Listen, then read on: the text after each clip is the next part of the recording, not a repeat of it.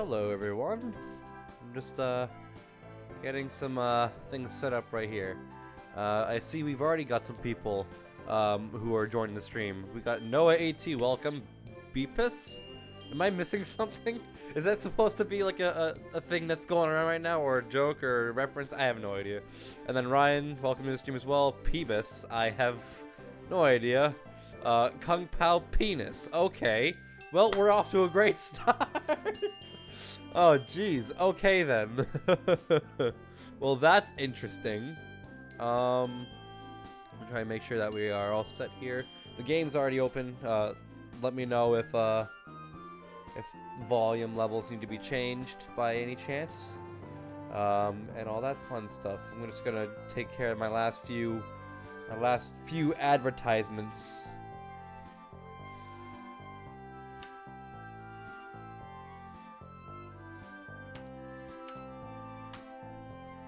There we go. Posted my last advertisement. Alright. Well, in that case, we have about a minute left, so we're gonna wait just a few more extra minutes for people to start rolling in, if they tend to do so. Because I don't want them to miss out on everything. Everything's all fine in the stream. Yes, it is. Life is great right now. Alright. Oh, did my game just crash? My game always does this. What the crap? That is the second time that this game has crashed on startup.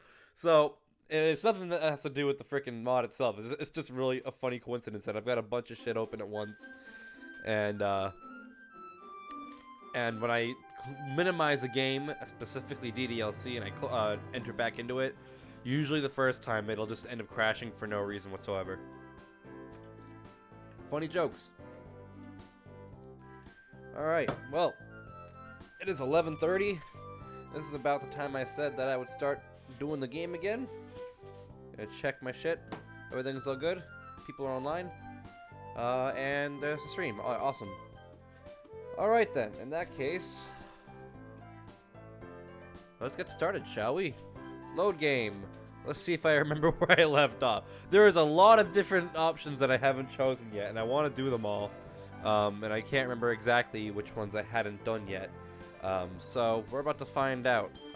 Like I said, the goal for this stream is to finish the mod. If things don't go as planned, I apologize, but this is hopefully going to be a stream that we finish things up. So what's the latest time here? We got 15. Yep, this is the latest one. All right. Oh, we're already off to some great music here. And again, if you can't hear the music, by all means, let me know.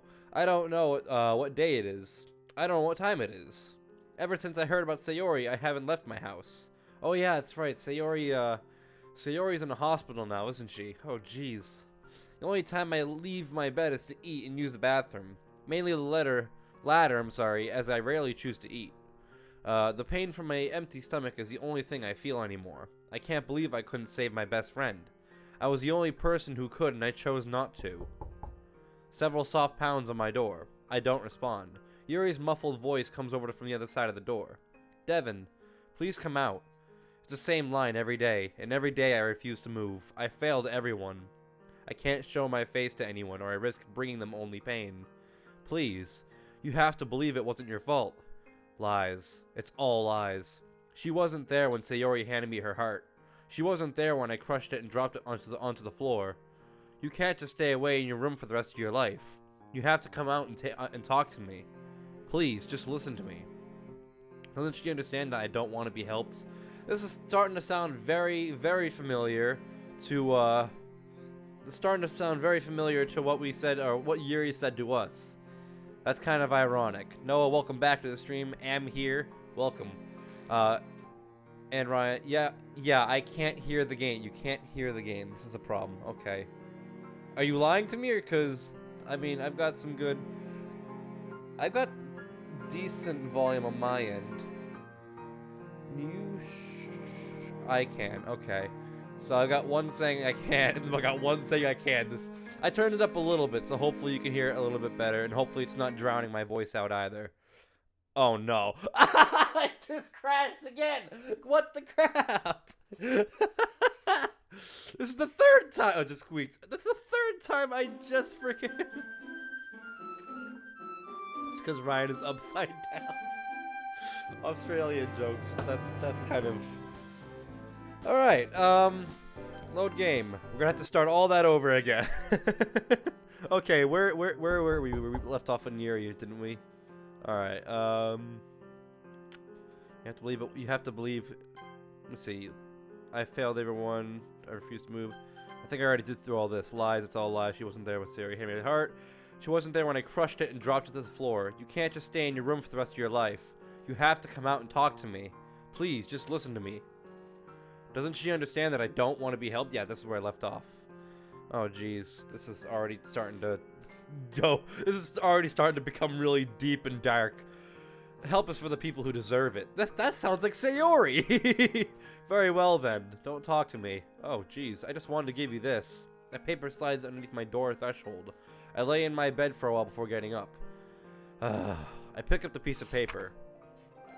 A bird in the sky. I love how it just switches to Yuri's music. It's like such a dark, depressing music, and now all of a sudden it's just like, oh, okay. A bird in the sky. A human can never understand how a bird feels. A bird has wings that allow it to soar highly, but a human can never truly understand that feeling. A human can only go so high with their own being. We look up at the blue sky with envy. We hope to experience a feeling of true freedom. Like a bird that soars to the sky, and the bird may never be able to understand the feelings of us. While it may be on the ground for a moment, it can take off on its own accord. So we look up into the sky with curiosity and hope that we may one day feel as weightless as a bird. Huh? Yuri's poems are usually very symbolic and cryptic, but I have no issue deciphering this one. This poem has to be about Yuri and me. I represent the bird that can fly to its heart's content, and she looks at me with envy.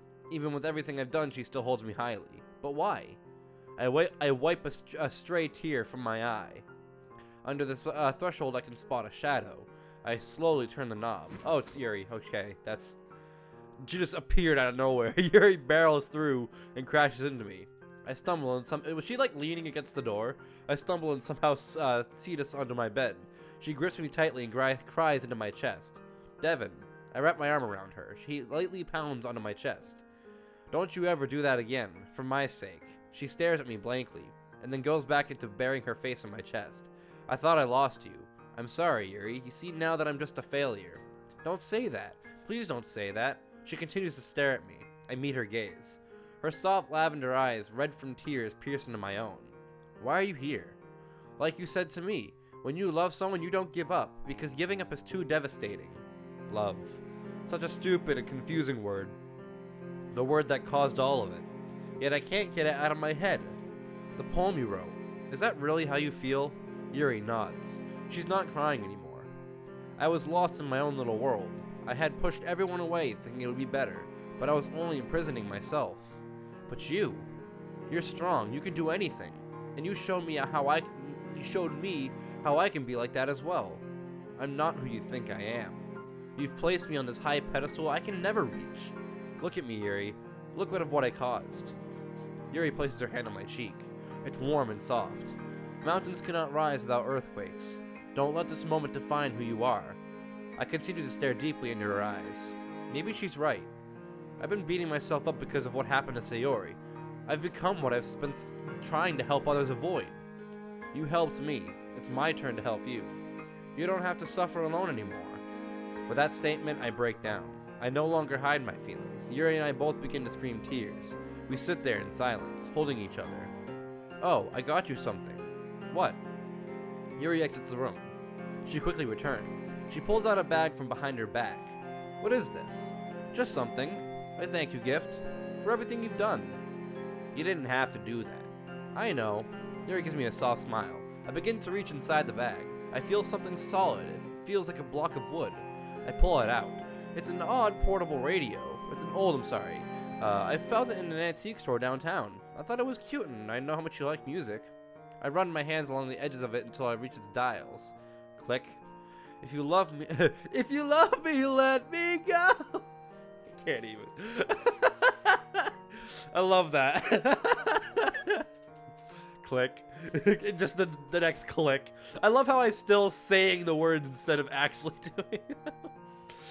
Oh, now it's Hey There Delilah. I love it. That's another good song.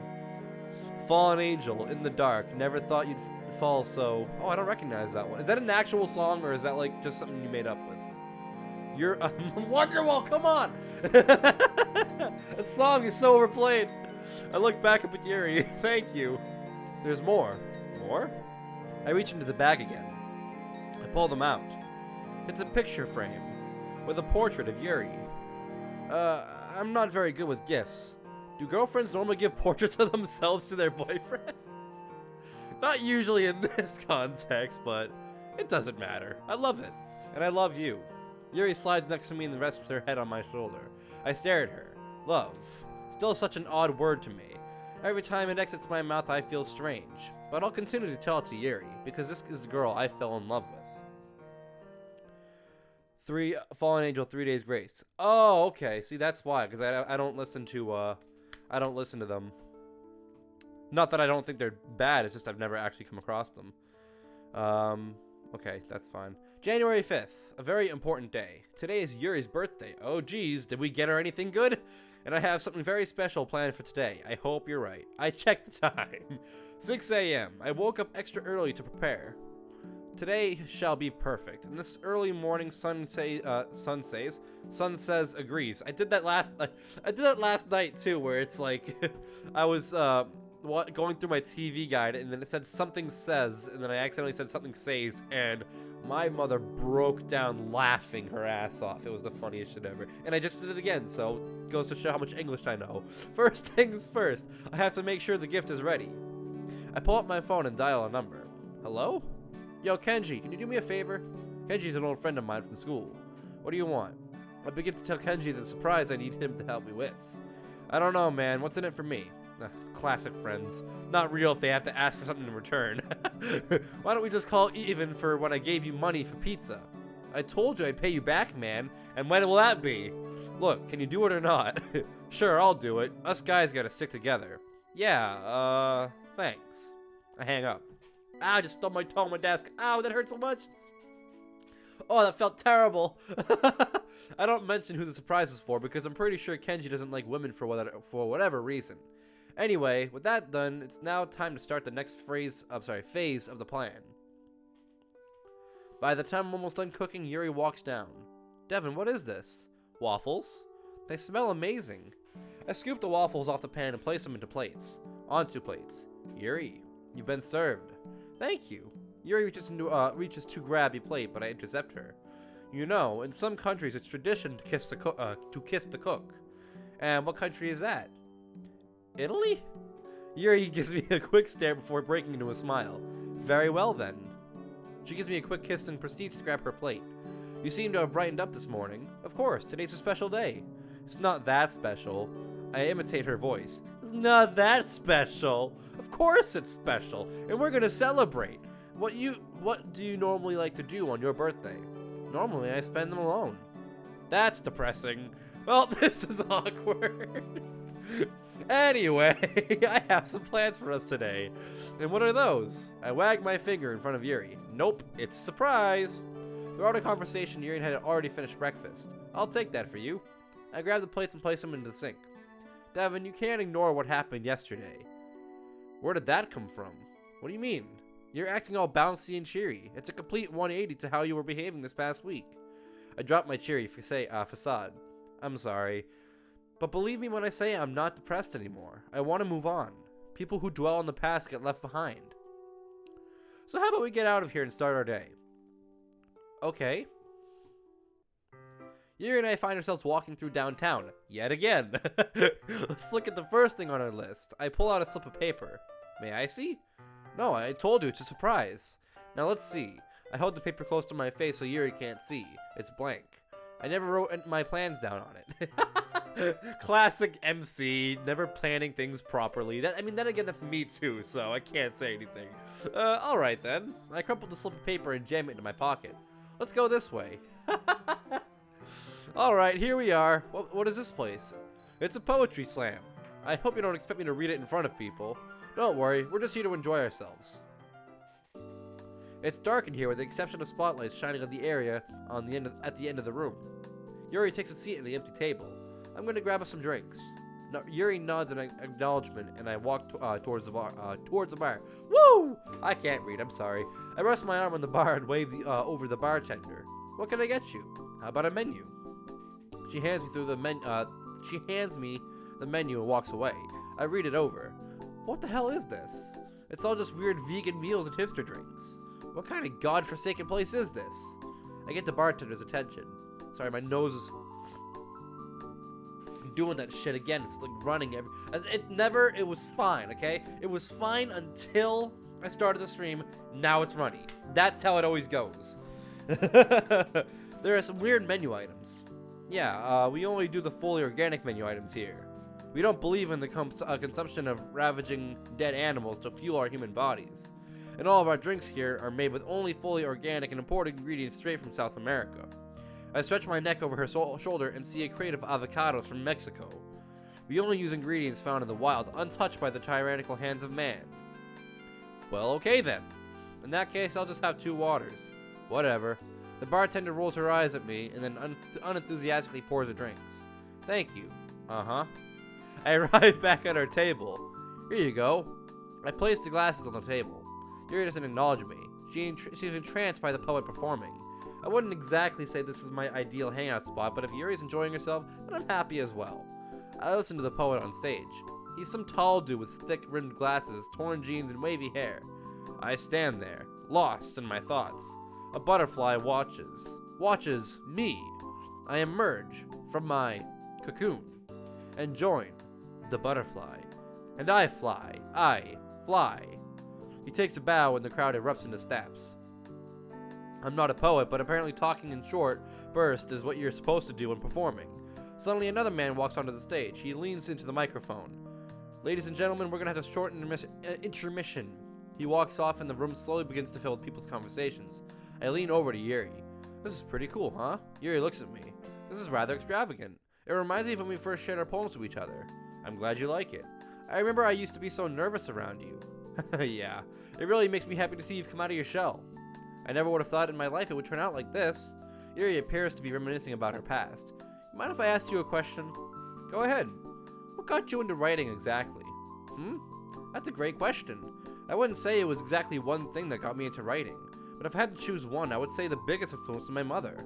My mother was very adept in literature. She loved Shakespearean classics especially. When I was a little girl, she would always read to me. Whenever she went away on business, I would read to myself. Whenever I did, it almost felt like she was still there, reading with me. Around the age of 11, I began writing my own short stories to share with my mom. Whenever she came home for a trip, I would immediately rush towards her. Mommy, look, is what I would tell her. I wrote a story for you. And then my mom would make us each a cup of tea as we sat on the couch and I read her the story I wrote. When I look back on it, they weren't really that good, but yet they hold a lot of value to me. Wow, that's really sweet. It's nice to take a trip down memory lane every once in a while. Thank you, Devin. For what? Because you're the first person to bring me to that same feeling of joy that I used to have with my mother. Yuri looks back towards the stage. It warms my heart hearing that she would put me on the same level as her mother, and hearing about all the memories she makes me want to protect her even more. I turn my attention back to the stage. It looks like they're preparing for the next performer. I peek next to the stage to catch a glimpse of who it is. I see a teen girl with emerald eye. It's Monica. Oh no.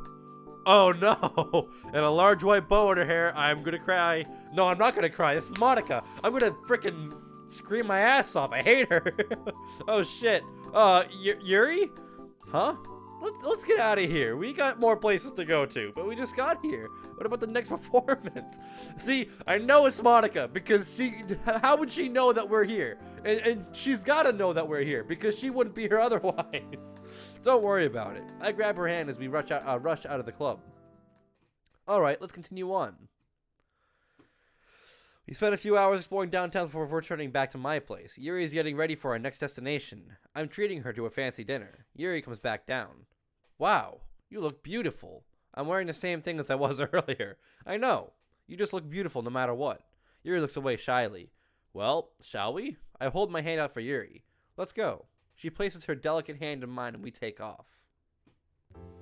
We take our seats at our booth. Devin? This is beautiful. Looking around, seeing all the rich people with their rich clothes on, I feel a little out of place. I wonder if Dr. Langton eats here. I probably look embarrassing right now. What do you mean? Everyone is dressed so classy here, meanwhile I just put on regular clothes. We stick out so much because of me, don't we? This seems to be really bothering her. I mean, I'm not really bothered by it. Yuri, listen, it's really not a big deal. Nobody is staring at you, and if they are, it's most likely because they're shocked that such a beautiful person can exist. You don't really mean that. I do. Thank you, Devin. The waiter comes by and places menus before us. How are you two doing today? Great. Wonderful. May I start you off with any drinks? I'll just have a water. He scribbles on his notepad before turning to Yuri. And for you, ma'am? May I have some Cabernet? Cabernet? I have no idea. I raise my eyebrows. The waiter opens his mouth for a second, but closes it back up and writes the order. Yuri looks and acts fairly mature and older than what she actually is, but I'm still surprised he didn't ask for her for an ID. Is that like some sort of like booze or alcohol? Will that be all? Yeah. He walks off. Wine? It's okay, it's wine. Wine? Only a little. If that's okay with you. Hey, it's your world, Yuri. I'm just living in it. Seeing her shyly giggle makes all the money this is going to cost me worth spending. Now, don't go getting tipsy on me, alright? We still have... That's a 1L. We still have other places to go after this. I won't, I promise. We pick up our menus. I nearly go into cardiac arrest. These prices are outrageous. I try not to show any facial expressions of Yuri. Devin, these prices are very high. I can help pay for it. Don't worry about it, Yuri. You don't have to worry about money today. Thank you. The waiter returns, drinks in hand. Are you two ready to order? He pulls out his pen and slaps it against his notepad. May I have the smoked salmon? Fine choice. Expensive choice. He turns to me. And for you, sir? Oof, all of these are so pricey. I'll have the fettuccine alfredo. I like pasta, plus it's a relatively cheap menu item. Wow, I can't speak. Is chicken okay, or do you want to upgrade to shrimp for a few more dollars? What do I look like, Bill Gates? No, thank you. It's fine how it is. Of course. He takes our menus and heads off. Hopefully Yuri doesn't catch on how nervous I am about paying for all this. And again, I only have myself to blame for picking this place. The waiter returns with our meals. Enjoy your food. You... Did I just say you? Oh, say you. I almost say you. That's another reference. Well, it's not a reference, but it keeps reminding me of that Brian Regan joke. I stop myself from accidentally saying you too as he walks off. I dig in. The pasta is amazing. The texture of the noodles is super smooth combined with the sauce. Together they make a fantastically savory flavor. I can spot a few grill marks on the chicken beneath the white Alfredo. It's cooked perfectly even, with which only adds to the already great meal. Yuri already starts to dig into her meal as well. Judging by her face, her food is just as good. I can smell the salmon from where I sit. The aroma coming from the plate makes me feel like I'm at a resort on a private island. Are you also getting nostalgic feeling from this place? I crane my neck left and right. Growing up, my parents didn't really have a lot of money, so coming to places like this was a rare commodity. Not really. My family and I usually ate at home all the time. Very rarely would we go out more or less to somewhere as fancy as this. When I was a little girl, my mother and I would often go to places like this. She was a big fan of wine. So what is it where you get it from? Foo, perhaps. I love the foo. That's just amazing. How do you laugh with an F? What websites do you use to download games off Google Mario Party? First of all, it's not off Google, and also it's a very off-topic question. If you want, you could put that in our private DM and stuff, and I'll answer that later. But right now, this is totally off-topic. A large smile grows on my face. Yuri has such a contagious laugh. I guess just listening to the music just brings me back. Also, being here with someone I truly care about is very nice as well. My cheeks begin to turn to the same shade as Yuri's half-eaten salmon. You don't have to, any fond memories of your parents? Fond memories. I subconsciously start to rub my chin. I remember one thing. I begin to chuckle it to myself, recalling the memory. Is that so? Way back when my mom was in the kitchen cooking, and she had all these spices and ingredients sitting on the counter. Me, being the noisy 9-year-old I was getting in the way a lot. Eventually, my mom got pretty annoyed and needed a way to get me out of the kitchen. Now, my mother was a very creative lady, let me tell you.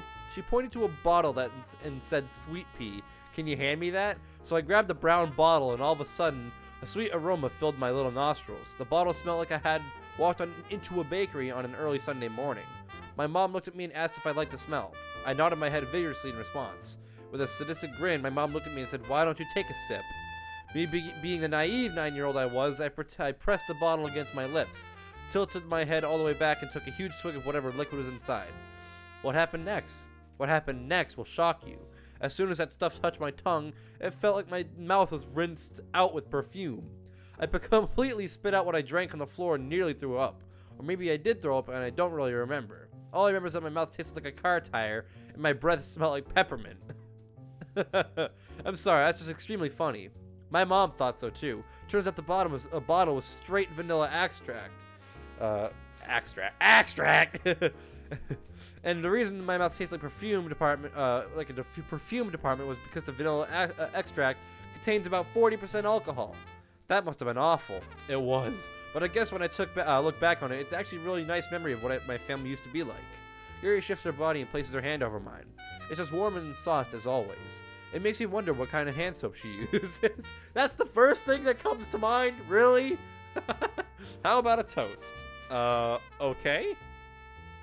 Yuri raises her cabernet.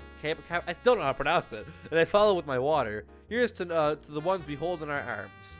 Here's to the ones we keep close to our heart. Here's to the one I choose to live by. Together till death do us apart. Do us part? Or, yeah, just part. That was an oddly poetic toast, but I pay no attention as I watch Yuri's wine glass approach mine. And together our glasses collide. With a full stomach, I push my plate aside and call for the waiter. He hands me the bill. Alright, let's see. I read the bill. If I was attached to a heart rate monitor, I'd be going off the charts. Is everything okay? Yeah. What, you think a little bit of money's gonna put me down? I hand the waiter my card. Are you sure you don't want me to? I wave my hand to signal her to stop. It's perfectly fine. It's just money. The smile on your face, however, that's priceless. You sure know how to treat a lady, Devin. Just doing my boyfriend duties. The waiter hands me my card. Plus, you already know how I get my money. The waiter gives me an odd glaze. Now, great. Now he probably thinks I'm some sort of drug dealer. Is there anything else I can do for you? No, this is already great. You two enjoy your evening. He walks off. Evening? I check my watch. I'm not wearing a watch. I love that. I check my phone. The sun will be setting soon. Alright. I clap my hands twice. Next destination. I drop my tip on the table and we take our leave. After our lunch, we decided to take a walk through the park. It's a nice afternoon, perfect for my last surprise. Devin, where are we going? Back to our special place. Yuri practically glows. I like that place. I know. I think it'd be a great place to watch the sunset. That would be wonderful. Here we are, back at the clearing. Hopefully Kenji went through the favor I asked of him. This is truly breathtaking. Yuri is off in the distance, already captured by the scenery. Is it gonna be like fireworks or something? With that, I sneak off behind some bushes. This is where Kenji planted the surprise. Or not, apparently not fireworks, because you wouldn't put fireworks in a bush. I come back to Yuri. Yuri? Yes? She turns around and freezes. Her mouth falls to the floor. She doesn't utter a single word. In my hands is a baby cherry blossom. I had to pull a few strings to get it, but seeing the look on Yuri's face tells me it was all well worth it. You can't have a birthday without a birthday present. I slowly lower the tree onto the ground. How did you... I know some people. That's like a that sounds like a mafia. It's like, I know some people. I have contacts. She continues to stare at the baby Sakura. I don't know what to say. Hold that thought. I run back over to the bushes. There's also 2 shovels laying on the ground. I pick them both up and return to Yuri in a baby tree. Would you like to plant it with me? Yuri stares dumbfounded. Oh, you probably don't want to get your outfit dirty. Yuri grabs one of the shovels. For a second, she stares deeply into my eyes before pulling the shovel out of my hand. I would love to. We didn't get to see the sunset, but we did plant our tree. We stepped back to admire our work. Well, I did most of the work, but I won't say anything to Yuri. There it is. I don't know what to say, Devin. You've really outdone yourself. This is without a doubt the best moment of my life, and it's all thanks to you. Don't mention it. I'd give you the world if I could, but I can't, so I guess we'll settle on a tree. We share a small laugh, a laugh that warms my heart. Yuri stares fixedly, that's a word, on the cherry blossom. Shall we give it a name? A name? Well, we planted it together. It's kind of like our child in a way. We'll take care of it, watch it grow. I'm not good with names. How about... Ooh, I can enter a name. This is gonna be fun. Man, welcome to the stream. I'm finally here. I had to go do some errands, and damn, look at that haircut, Devin. I know, right? I completely forgot to talk about that. Yeah, I got a haircut a few days ago, and I completely forgot that I did that. But yeah, no, we should, do you have any ideas for names by any chance? I would love to name the tree, but I have no ideas that comes to mind, because I actually had no idea that we were going to be naming a tree. First name that I see appear in the chat, that's the name I want to go for. Or I named mine Ori. Is that Aurori? Uri? I have no idea how to pronounce that. I mean, are you saying that I should name mine that as well, or should I, or do you have another idea at any point? I'm waiting for a name. The first name that's I mean, if you want me to use that name, I will, but if, I mean, be kind of copying. If I don't get a name in, Ario, I think is how I pronounce, okay. You can, but that's what I named mine. I think out of the sake for not copying you, I think I might just pass on that, but, like, I mean, if you have another name, I will go with that. Let's see here. I'll think with you just so that if nobody comes up with one. Let's see here. What should we need? This is a very prime moment. This cannot be a failure. I can't name it Bob or something. So we gotta think of a good tree name.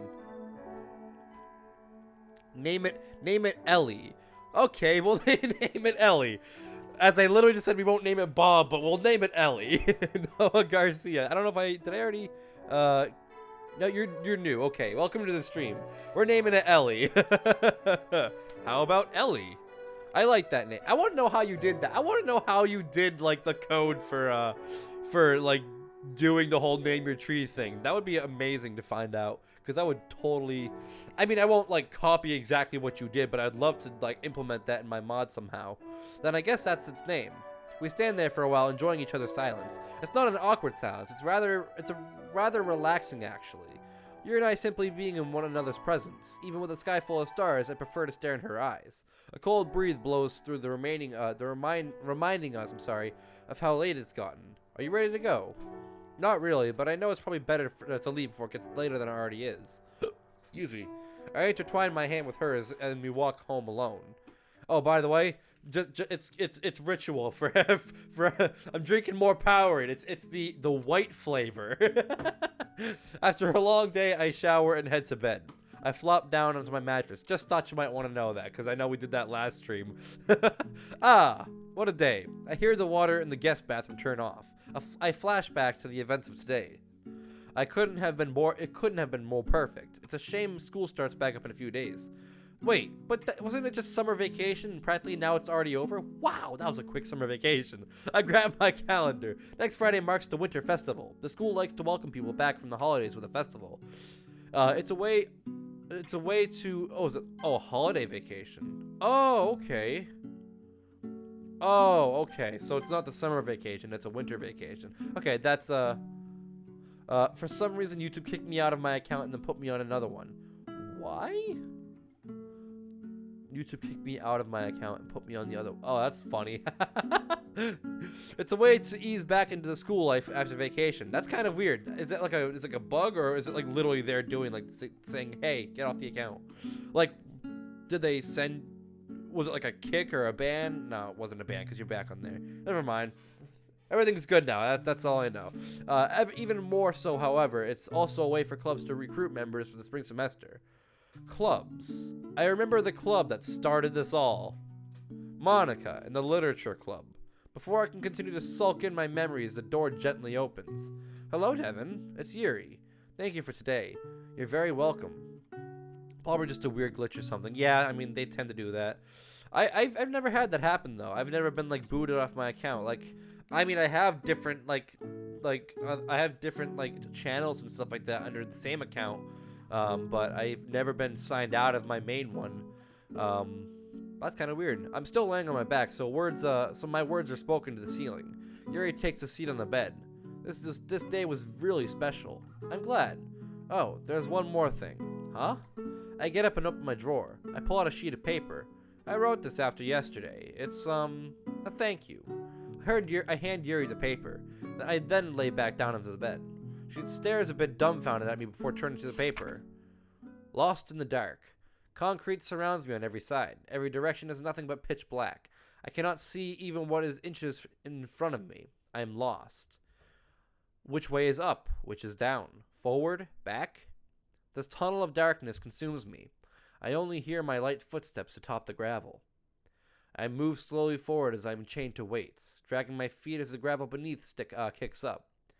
As I move, the chains grow heavier and heavier. As I move, the chains grows heavier and heavier. My head feels heavy. The fear of the abyss eats at me. My legs buckle and I collapse onto my hands and knees. The small pebbles in the gravel stab into my palms. I begin to lose hope, and I give in to the darkness. Suddenly, I am blinded. Not by dark, but by a bright light. A glowing light piercing my retinas in this endless tunnel. In the center of that light is a girl. She takes a step. She takes another. And another, until she stands above me. I stare at her in disbelief as she holds out her hand. I reach for her. The moment my skin makes contact with hers, I'm transported out of the darkness. I can see, hear, feel. The girl stands beside me. Her hair flows in the wind. She's like an angel who fell from heaven, only for our paths to interlock in the dark, and together we can live in that light. That's a very good poem.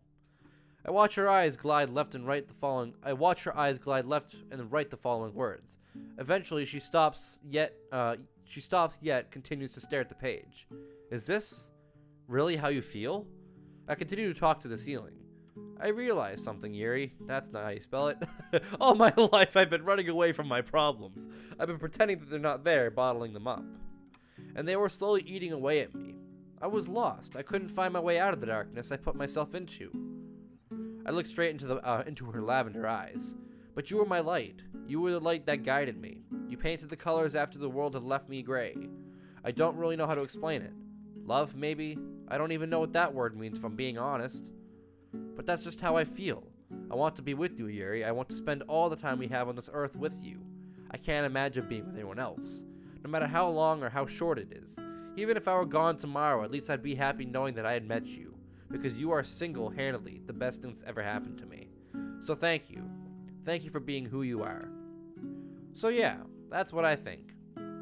She looks at me as if I'm an old friend she hasn't seen in years. Her eyes glow in the dim lighting of my room. She stares at me, speechless. It's a bit awkward, but I don't dare break the silence yet either. I just hold her gaze within mine. It's gone! Your hair! Is this when you discover it too, Joseph? The fun fact is, I cut this hair days ago, and I actually had cut hair when you and I played. Oh wait, I can't say it yet because it's not on YouTube, so I can't say that quite yet. Where the curls go? Gone. They're missing. I just hold her gaze within mine. Time stands still. It's as if my room is a single room floating in space, only Yuri and me occupying it with no one else to intrude.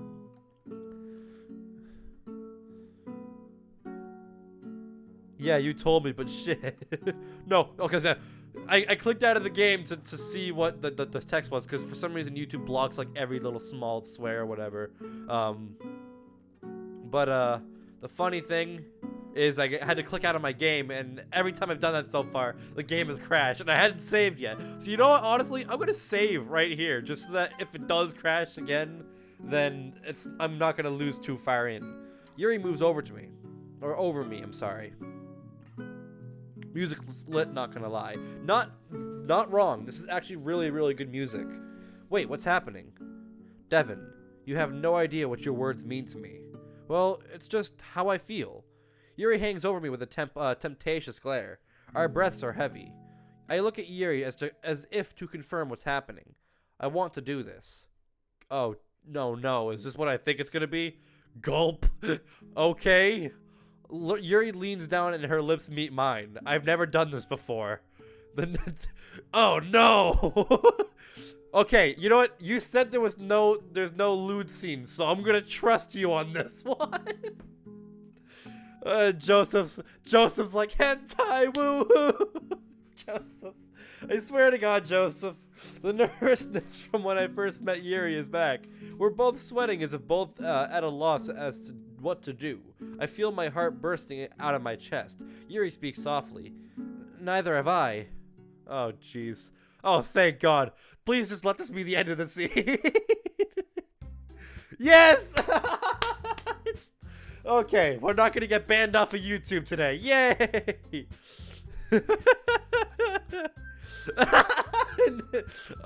I'm gonna save again real quickly just because Joseph has another blocked thing. And then Joseph just, fuck! Why YouTube? Why block all the messages? I hardly remember anything of the last few days. Gotta stay COPPA compliant. I love it. They flew. I mean, I don't have my video set for kids, so technically I don't. They flew by as school beckoned around the corner, and now I'm here, back in the boring lectures of my classes. I still don't see a point of school. I can just go to school and be an art major. Then I'll have a line of jobs awaiting me. It's not showing, but Joseph said, bro, COPPA ain't here, so fuck that. I'm trying not to minimize the game anymore because of the fact that because every time I do, more times than not it crashes. Right? I guess it's not too bad, however. It's refreshing seeing my classmates to happily chit-chat about their vacation. Meanwhile, the teacher attempts to obtain everyone's attention. She fails to do so at the bell for lunch as the bell for lunch is about to ring. These last 5 minutes go by agonizingly slow. I shove my homework into my backpack. Homework on the first day back? I'd rather be in prison. I throw my pen in my hand, and I can't help but overhear the conversation next to me. I'm not purposely being nosy, they're just talking quite loudly. I don't understand why girls can't use their indoor voices. It looks like one girl is showing the other a message on her phone. I don't think it's real. Are you saying you don't think she would do something like that? It makes total sense. It's really weird, but I guess it does make sense. And she wonders why people don't like her. It sounds more like girl drama. I always found it weird how girls talk with other girls behind their backs. Wait, with or about? Oh, about other girls, I'm sorry. The sound of the gates of heaven being opened. I wonder if they were talking about Sayori. That'd be kind of fucked up. I get up from my seat and go to lunch. It's a nice day, so I choose to eat outside. Unfortunately, Yuri and I don't share the same lunch, so I resort to sitting by myself. Yo, Joseph. Yo, dude. Devin got a haircut. Bruh, like we don't. I know. It's gone. Joseph's reactions are amazing. His Jewish locks.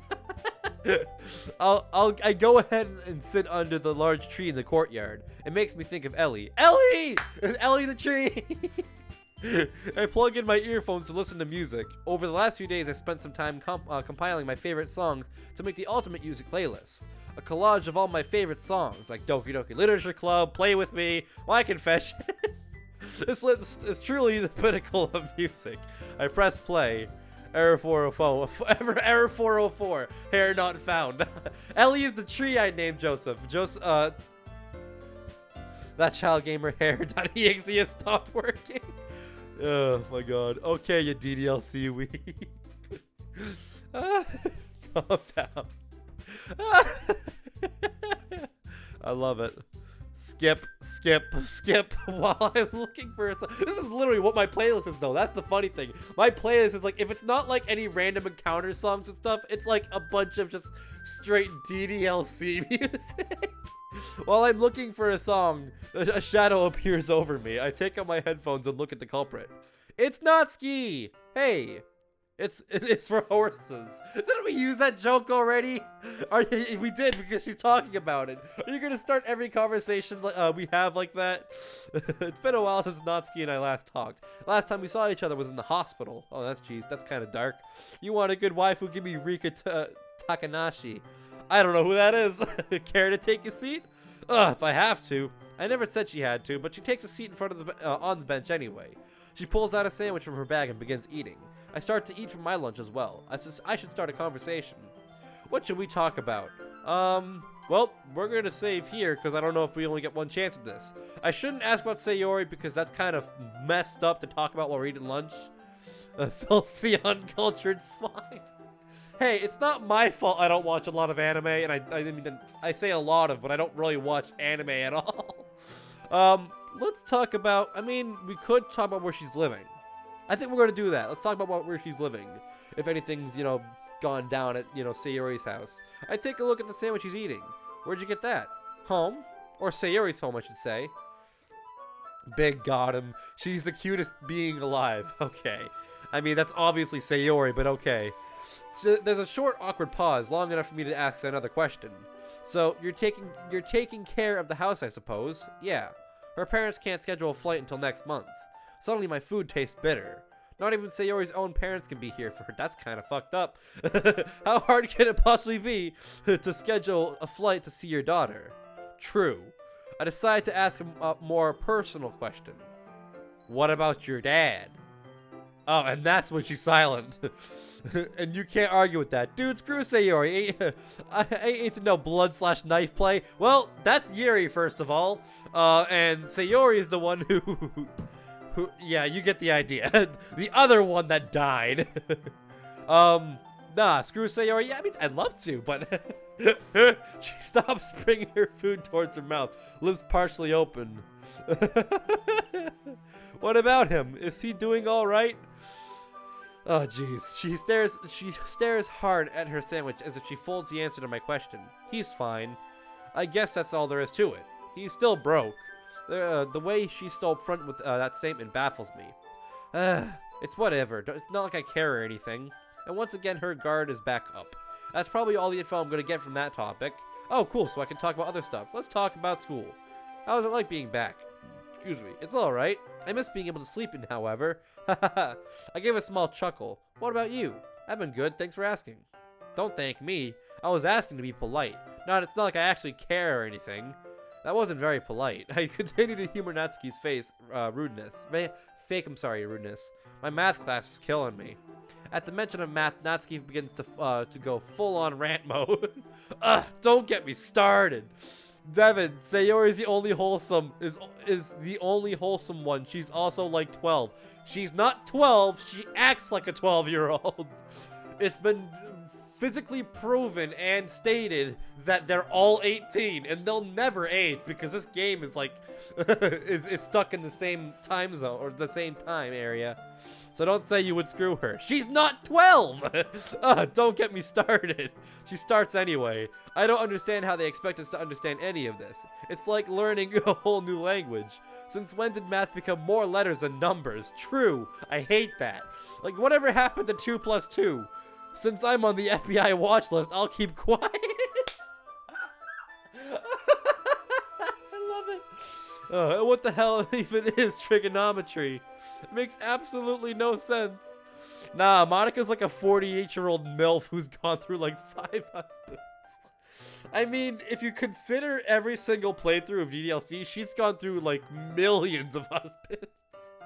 It makes absolutely no sense. Find X my ass. How about you find a subject worth teaching? After basic... I can't even read properly because of all this... The comments section. Thank you so much. After basic algebra, everything else is useless. Oh, and imaginary numbers. Those aren't even real. That's the point of imaginary numbers. They think it's okay just to make up stuff. They follow such strict rules and then go and add other rules if something doesn't work properly. Seriously, why do math classes even exist? We have calculators for a reason. Pi is real. Pi is real. It's just rational. It's not rational. I'm sorry. We have I already read that. My teachers act like my life will be dependent on whether I can find a parallel line given a slope and a slope point. Sigh. Natsuki huffs in frustration. I mean, I can understand where she's coming from, and that's the funny thing. It's like I agree with her every single bit of the way. It's a bit funny seeing her get flustered over something like math. She continues to eat her sandwich. And now we have no choice but to ask about Sayori. Have you gotten any news from the hospital? She pauses. She then solemnly shakes her head. No, I told him to keep me updated if anything happens, and yet I haven't heard anything. Probably because you're not like the first on the list. Not real, my ass. I get a lump in my chest. I know it's not good to... I mean, it didn't show that, but that's what he said. Tea with Teddy said not real my ass, but for some reason YouTube's like, hey, we're gonna block this one too. I know it's not good to get my hopes up, but I can't help but pray that Sayori wakes up. I can tell my question left a thickness in the air. Perhaps I should change the topic. I finish up what's left of my lunch. Burp. Excuse me. What is wrong with you? What? You're disgusting. I said excuse me? Weren't you ever taught not to burp in front of a lady? Since when were you a lady? That is so cold. You are so gonna get a punch in the stomach. Natsuki looks like she's about to burst from rage, but then she lets out a long sigh and a smile creeps up on her face. Fine, you win this one. Everything's gotta be a competition with you, huh? Yup. Also, Devin, what are you and Yuri doing for the festival? I don't know, I'll probably just walk around and stuff. Would it be fine if Natsuki fumbles with her words. Spent the festival with you and Yuri? She mumbles the words quickly and quietly. Burp! You gotta, I mean, if you want your shit to be blocked a bunch of times over, be my guest, Joseph. But if you don't, then I would say just don't swear in them, or do like some sort of weird like censor of them or whatever, because YouTube obviously don't like that. That's fun. It's not blocking. It's not blocking for me. Well, yeah, because it's on your end. It's not gonna straight up tell you that, hey, we're blocking your comment. She mumbles the words quickly and quietly. Yeah, that sounds like fun. All right. I wouldn't have cared if you said no or whatever. Natsuki. Sure, Natsuki. I decided to walk Natsuki to her class once the lunch bell rang. She called me a stalker, but besides that, didn't protest me walking with her. Hey, you see that? What? I stop in front of the main office. I point to a small rectangular box on the wall. It's a school thermostat. I walk up to it. 75 degrees. They do have the AC. Another AC joke. I thought we were done with those, but apparently we're not. We're in winter. Why would the AC school... Why would the school turn the AC on? No one understands. I'm in my next class. Bruh, you're like the only channel I would swear and joke around with without getting butthurt for messaging with you as a joke.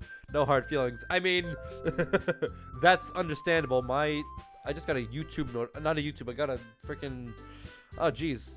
Cool Roblox dude. I'm sorry, cool dude Roblox. Welcome to the stream.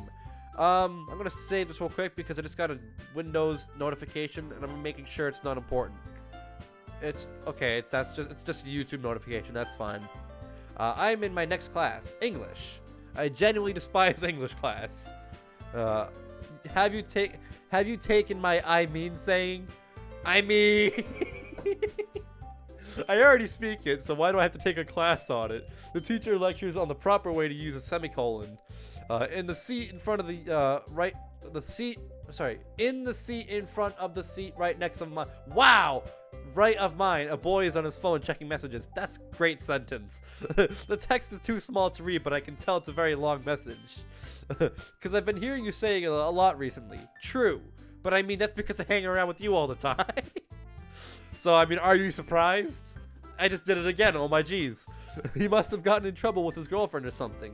He stifles a laugh. Maybe my previous accusation was wrong. I wonder what the message is about. Devin! The teacher calls my name. Uh-oh. Do you know the answer? I hate when this happens. I fucking hate when this shit happens. Because literally... like, the teacher will do this just because they know you're not listening, and they want to make an embarrassment of yourself within the entire class, and I hate the teachers that do that.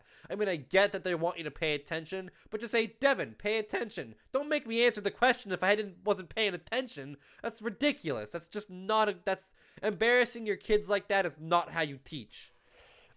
Complains about grammar. That's a great sentence. What's gonna be your next subscriber streak? I had said in a previous video that I wanted it to be 1,000 because I wanted to get the community tab and be able to do with you guys. To be able to get the community tab, be able to to communicate with you guys a lot more. But obviously, we're very, very far from that. So I mean, the small sort of milestone would probably be the next 100, which would be like 200. But I mean, 1,000 would be great. Do you know the answer to the question? 24? I don't even know what question we're on. This is how I die, isn't it? 100 million. Yes, we need to hit 100 million subscribers by the end of this stream. I suppose there's no harm in guessing. B? Students hold in their laughter. What? The question is a fill in the blank. Oh, okay. Oh wait, isn't that supposed to be me saying what? All right, Devin, think of something. I'm sorry. I thought it was a trick question. The teacher looks at me with a blank face. I wonder what my tombstone will read. Died of embarrassment. Alright, nah, I PewDiePie. Just when I think the teacher is going to kill me, he breaks into laugh. Yes, we need to surpass PewDiePie by the end of the stream. Alright, Stacy, do you know the answer? Or do you... I'm sorry, not do you know, but do you the answer? Phew! I can't believe that worked. I go back to daydreaming. Of course, Devin. Of course you do that. Bzzz. I glance at the teacher and see that he's writing something on the board. I sneakily pull up my phone out of my pocket. Welcome back. Welcome back to what, school? This person is a student. I look around the class. No one looks suspicious. I tried to warn you that it would come to this. Come to what? I look up and see the teacher has with his back turned. I use this time to type out a message. Who are you and what are you talking about? I gave you the chance to stop, but you didn't listen. You broke my heart, so now I'm gonna break something of yours. Over dramatic much? What does that even mean? The ringing of the school bell shocks me out of my thought process. My nose won't stop itching. It's all your fault, Joseph. Tombstone, he's dead. It's a ghost. Oh, I'm sorry, ghost, stalker, murderer. It's Monica. Yep, that's my thing as well, because Monica's been a complete asshole like in this mod so far. So there's like no other explanation, but it's her. I shoved my phone back into my pocket and tried to forget this ever happened. It's been a long day, but I'm home. Did I even see Yuri today? I should at least text. Oh, Monica, what the fuck did you do to Yuri? I pick up my phone and send a message. Sorry I didn't see you today. How was school? Bzzz. Oh, thank God. Fine, thank you for asking. I saw Natsuki today. What did she say? We were just talking about different things, and then she asked if we could hang out during the festival. I told her she could. Okay. I guess the conversation ends there. I lay down and I look at the ceiling. Nah, it's her dad. I don't think does she have a dad? I can't remember what the story on her dad was. I know that he left for some reason. Didn't they like get divorced or something? For the first day back, it wasn't so bad. Perhaps this semester will actually go smoothly. It's Monica, not Yuri. Oh my God, imagine if Monica was on Yuri's phone. Oh, that could be a problem. Beep, beep, beep. I swipe dismiss on my phone alarm. The sunlight creeps through my blinds and fills the rooms. I use my last reserves of willpower to climb out of bed. Wait a minute. Today is a festival. Remembering that all of that a sudden gives me a burst of energy. Today shall be a fantastic day. It's Big Hacker Monica. Monica and her dad got a divorce.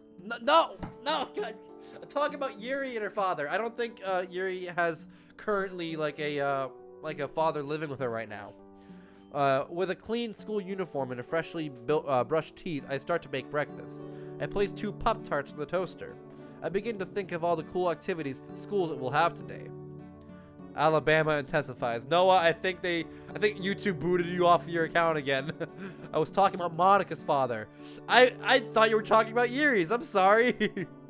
Just thinking about all the unique foods that will be there causes my stomach to rumble. Ding! My 2 s'mores Pop-Tart are right. I hate s'mores Pop-Tarts. They taste god-awful. It's like it's her dad that's texting you weird. Oh God. I go to grab them. Imagine if that was the case. Dumplings, Soma. Ow, fuck! I nearly give myself first-degree burns trying to grab them. In a quick motion, I grab the pastries with my fingertips and drop them onto a plate. Fried squid. Oh, I can't do squid. Breakfast time. I finish my meal and check the clock. It's festival time. I grab my daily essentials and depart from my house. Like Husky. Husky. When I think of Husky, I think of puppies. Calamari is so good. I don't think I've ever had calamari. I arrive in the courtyard where the festival is being held. Standing here, I realize something. On festival days, we're not required to wear our uniforms. I look around to see people in t-shirts, jeans, hoodies, leggings, etc. Then I look down at my blazer and begin to feel really stupid. Devin, you fucked up! Hello, Devin. I hear a voice call to me. I turn on my heel. I see Yuri and Natsuki. Oh, you found me. How was your morning? It wasn't bad. You must have left before me, Natsuki. I didn't see you in Sayori's house. Well, unlike some people, I actually wake up early. That's kind of a cold, oh, he's talking about me. But knowing what Sayori, sleeps in, quote unquote, that's kind of fucked up. Hey, I did wake up early. I was just busy eating breakfast. My Pop-Tarts that don't taste good. Redress. Oh, she is alive. Never mind then. Run! I should go run back home right now, get changed into my normal uniforms and like my black shirt and jeans and come right back. Cause they'll let me do that. And putting your school uniform on? Yeah, I forgot it's not required today. I guess it's better than you wearing a kimono. Yes, that happened. Oh my god. So we were sleeping at Yuri's house and we didn't have pajamas. So Yuri's like, hey, just wear one of my kimonos. And I'm like, I look stylish in a kimono. She's a living corpse and Monica is inside it. That's disgusting. I guess it's better than you. I already read that. I turn bright red and look at Yuri. I'm sorry, I thought it was funny. I'm never going to live that down now, am I? Nope. The girls continue to laugh at my expense. Alright, that's enough. So where are we going first? I don't know, Yuri. What do you want to do? I'm not good with decisions. Of course. Well, since both of you are useless, hey, I'll decide where we go. Follow me! Nah, kimono's beautiful. It's true that. At the end of the courtyard, they have put up different stalls with games. Natsuki points to the particular stall. There! I follow her finger. A dunk tank? We step closer to it. You want to get in a dunk tank? Not me, you dummy! You! Yeah, that's not gonna happen. Why are you scared of getting wet? More so I just prefer to stay dry. You're no fun. I hear a large voice from behind us. Hey, yo, ma. Hey, yo, ma. What? Is that? Oh, no. Is this like a group of kids that are about to, like, bully the shit out of us? I turn to see a group of small boys looking in our direction. No one seem to have shouted at us. Looks like the definition of asshole. Sleeveless shirt to show off his biceps. Low-hanging jeans, gold chains, which are probably fake. Girl with the bust. Why don't you get in the tank? Another guy snickers to the group. I wouldn't mind seeing her get in a wet t-shirt. It doesn't take long for me to realize they're talking about Yuri. The douche group continues to laugh between themselves. Ugh, I can't believe those assholes. Devin, aren't you gonna do something? You can't just let them talk to Yuri like that. Right, Yuri? Yuri? Yuri's completely stricken from the current situation. Yuri, you alright? Can we please go? What? And let them get away with it? Look at them. I turn back to the group of guys who are still watching us. Well, you gonna give us a show or not? Devin, do something. I look at Natsuki's rage-filled face, then to Yuri's petrified expression, then to the douchebags carelessly laughing at us. I would like to give him a piece of my mind, but perhaps I should let it go. Do I stand up for Yuri? Would you even want me to stand up? We're about to fuck some shit up, boys. Bruh, love triangle or third wheel? Feels bad either way. Having a third wheel is kind of a little awkward at certain parts of a date. So true. They're not talking to her technically. Are they? I mean, they were, but they were doing it in like a very assholey way. I walk towards the boys. Hey, asshole. Devin, wait. The main boy looks at me. What'd you say? We stand inches from each other. It's only now that I realize he has half a foot in height above me. I don't think you should be saying stuff like that. Did your parents not teach you manners?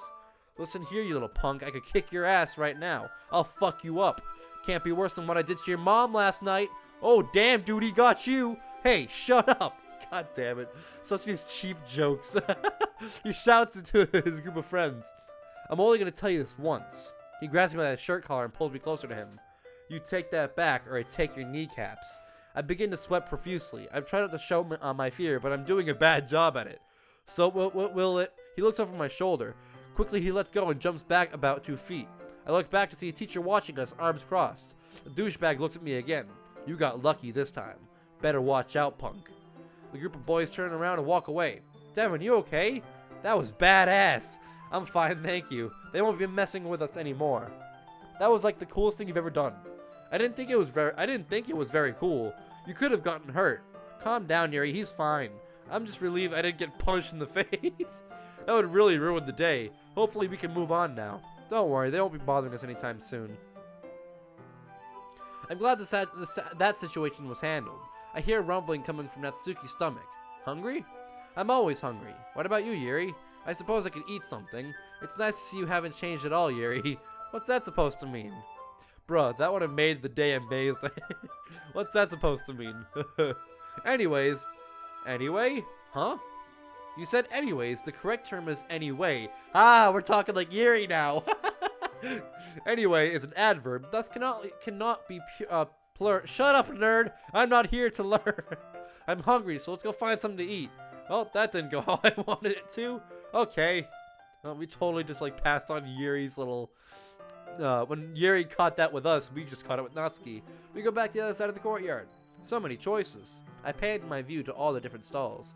From noodles, to pizza, to candy, to squid. I have a feeling Joseph runs that one. I'm always hungry to eat you was the first thing I thinked. Thinked?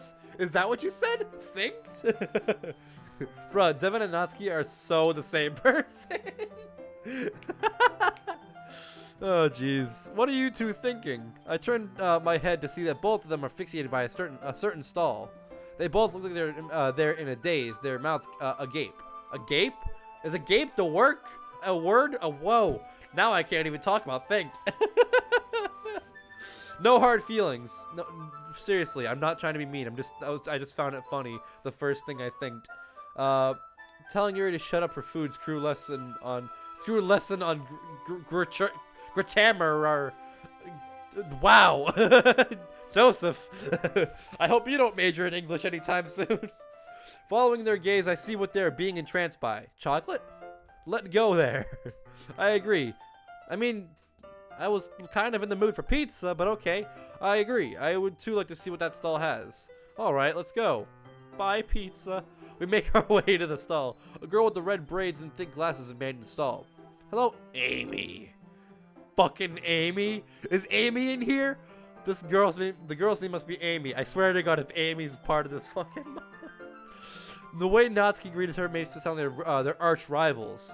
Hey Natsuki, it's good to see you again. Amy's tone is the complete opposite. The way she greeted her makes it seem like they're lifelong friends. What have you been up to? I've been spending a lot of time volunteering at the animal shelter recently. What a nice girl. Natsuki leans into my ear. I freaking hate her. What? Why? You see anything you like? Natsuki never answers my question. Yuri and Natsuki, hover. Woo! Woo! I can't fucking read. Is that Amy? Hey, girl. Over the assortment of chocolates like a predator over its prey. They start to point out all the things they like. I prefer some real food. Hey, do you girls mind if I leave you here while I grab some pizza? Yeah! Devin's going for the pizza! Woo! Yeah, whatever. Okay, then. I take my leave. Joseph, stop picking on me.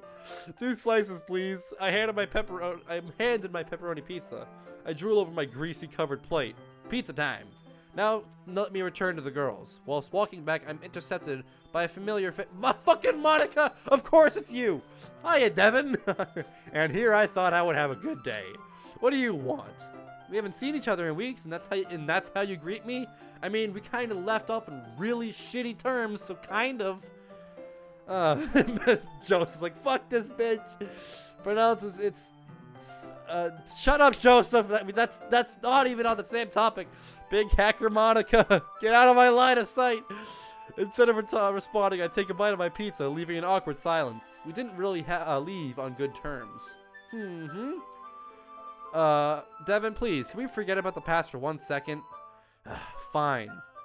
I wanted to know what happened to Sayori. Stream got blurry as soon as she came on screen. That's funny. Sayori? I guess despite what happened, Monica and Sayori still remain friends. Monica is probably worried about her just as much as I am. Even if I don't really like Monica, I'd feel wrong if I didn't inform her about Sayori. She's in the hospital. Comatose? Sure. I send the words out in a shaky voice. Monica looks devastated, but she doesn't say anything. Perhaps she does love her friends after all. I'm sorry. It's fine. You can't change what happened. Monica straightens up and returns to her usual poised persona. Thank you for telling me, Devin. I have to go now. Go where? Get new members for the club? New members? The school board said this festival is my last chance to get members, or the literature club will be cancelled. I should feel bad, but I don't. Have I become numb to emotions? It's Monica's fault the club disbanded in the first place. Or was it me who stirred the pot by joining? Without anything left to say, Monica walks off. That was a random interaction. Out of everyone in the school, I'd run into Monica. I walk over to where I left the girls with my now cold pizza. It's about time. I don't know. Or, oh, we are not in the club. Loser. No, yeah, we left the club like a long time ago. Get dicked on. I was beginning to think you ditched us. Natsuki, Devin would never do that. The pizza line was long. I look at what they're holding. They each have bags full of sweets in their hands. That's a lot of chocolate. The stand begins to get more and more crowded as students gather around.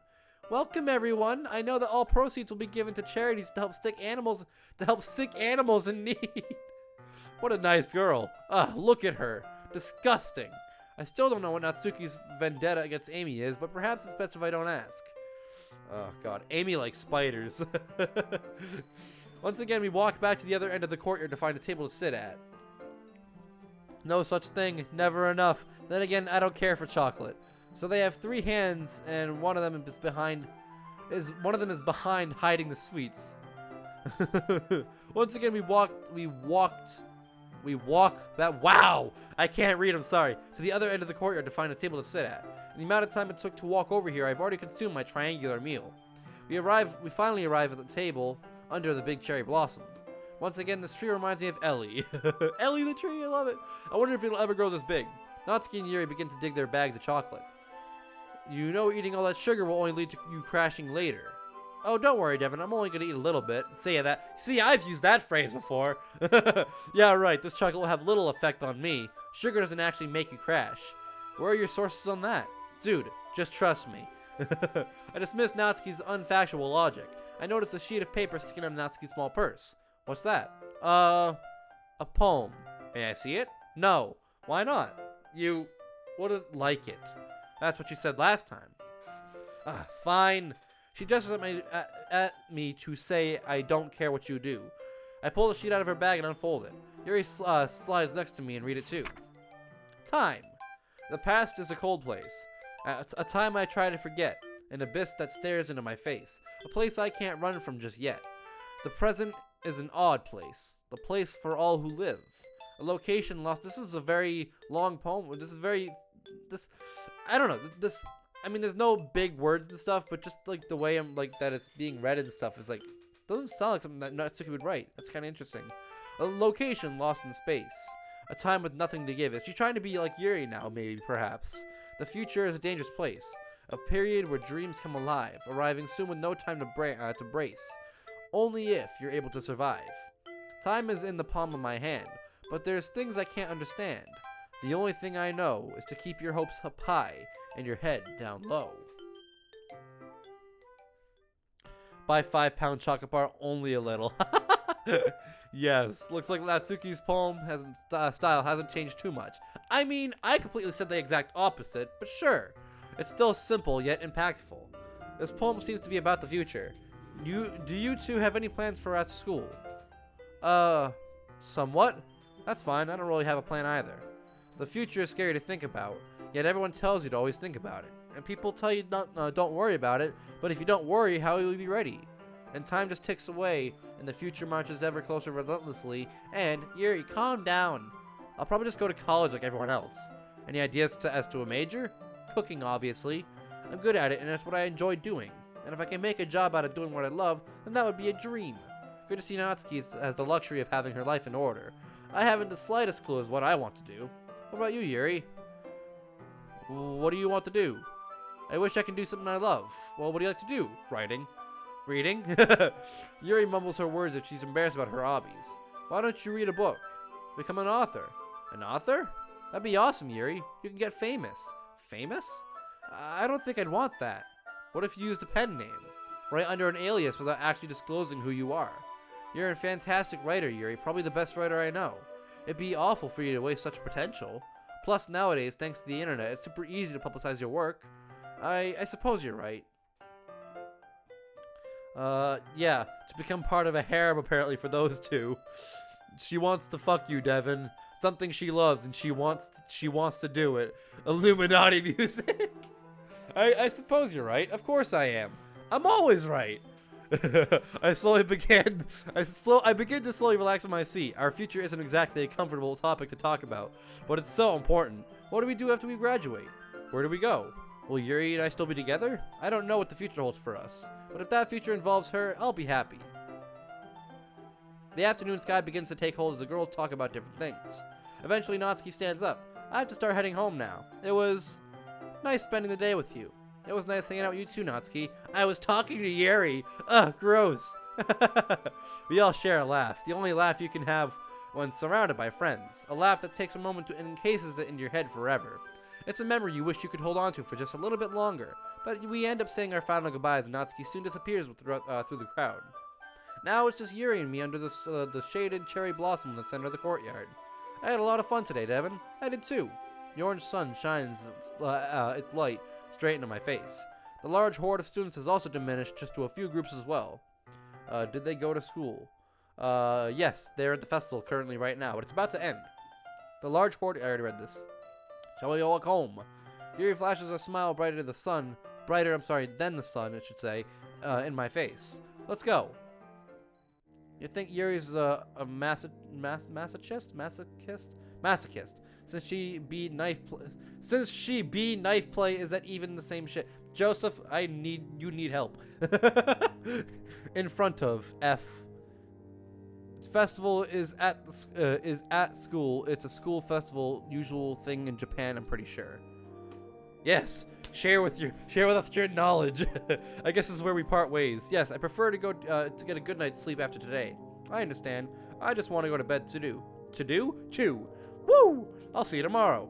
I have my follow-up appointment tomorrow, correct? Yes, Dr. Langton just wants to see how you're holding up with the medication. You're the one to talk that. I mean, I'm fucking half asleep right now. Okay, weeb. Of course. Oh, no! I just clicked out of my game! Don't crash. Yes! Of course. Yuri's always seemed nervous around Dr. Langton. But she's been doing great. I don't believe she's even shown any noticeable side effects. Good night, Devin. She lay a quick kiss upon my lips before turning and vanishing into her home. Good night. The last remaining bit of sunlight has left me. I walk alone on the lit sidewalk. I gaze into the ray of lights in the dark, and watch the dust float through them. My feet stop in their tracks in front of Sayori's house. Ooh, there's an emptiness in my gut. Sayori's bedroom light is on. Part of me imagines that it's Sayori. Maybe she woke up and returned home safely. It's probably Natsuki. I blow out and watch my breath form mist in the cool nighttime air. The last remaining lights in Sayori's house all suddenly flick off. Now I simply stand in the dark, beneath the halo of a street lamp. I let out a sigh once more. Well, I don't want to catch a cold out here now. I begin to step inside my house and go to sleep. Good night, question mark? There was no question mark. It's 12:45. It's 4. The fuck you mean tired? I mean, I woke up very, very late. That's the thing. It's like, when I wake up late, I'm very, very groggy. Go sleep. No! And yes, big weeb. Joseph is just embracing the weeb. A light glow shines onto my eyes, waking me up. I tighten my eyes before I finally opening them. I extend my arm to grab my phone and bring it to my face. Saturday, 9:42 a.m. Ugh.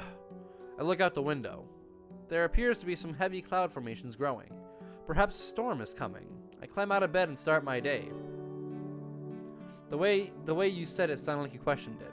Oh, well, I'm sorry. I didn't mean to do it that way. I just say it like, oh, good night. Okay, I'm gonna go check to IMS. Go to check. What the fuck? A storm is coming? I flop down onto my living room couch. For a while, I just sit in the serenity of my empty house. Is the storm supposed to be like a motif for as to bad things are about to happen? Always empty. Bzzz. Huh? I bring my phone into my field of view. It's Yuri. Is it okay if I start heading towards your house? I type out a response. Yeah, that's fine.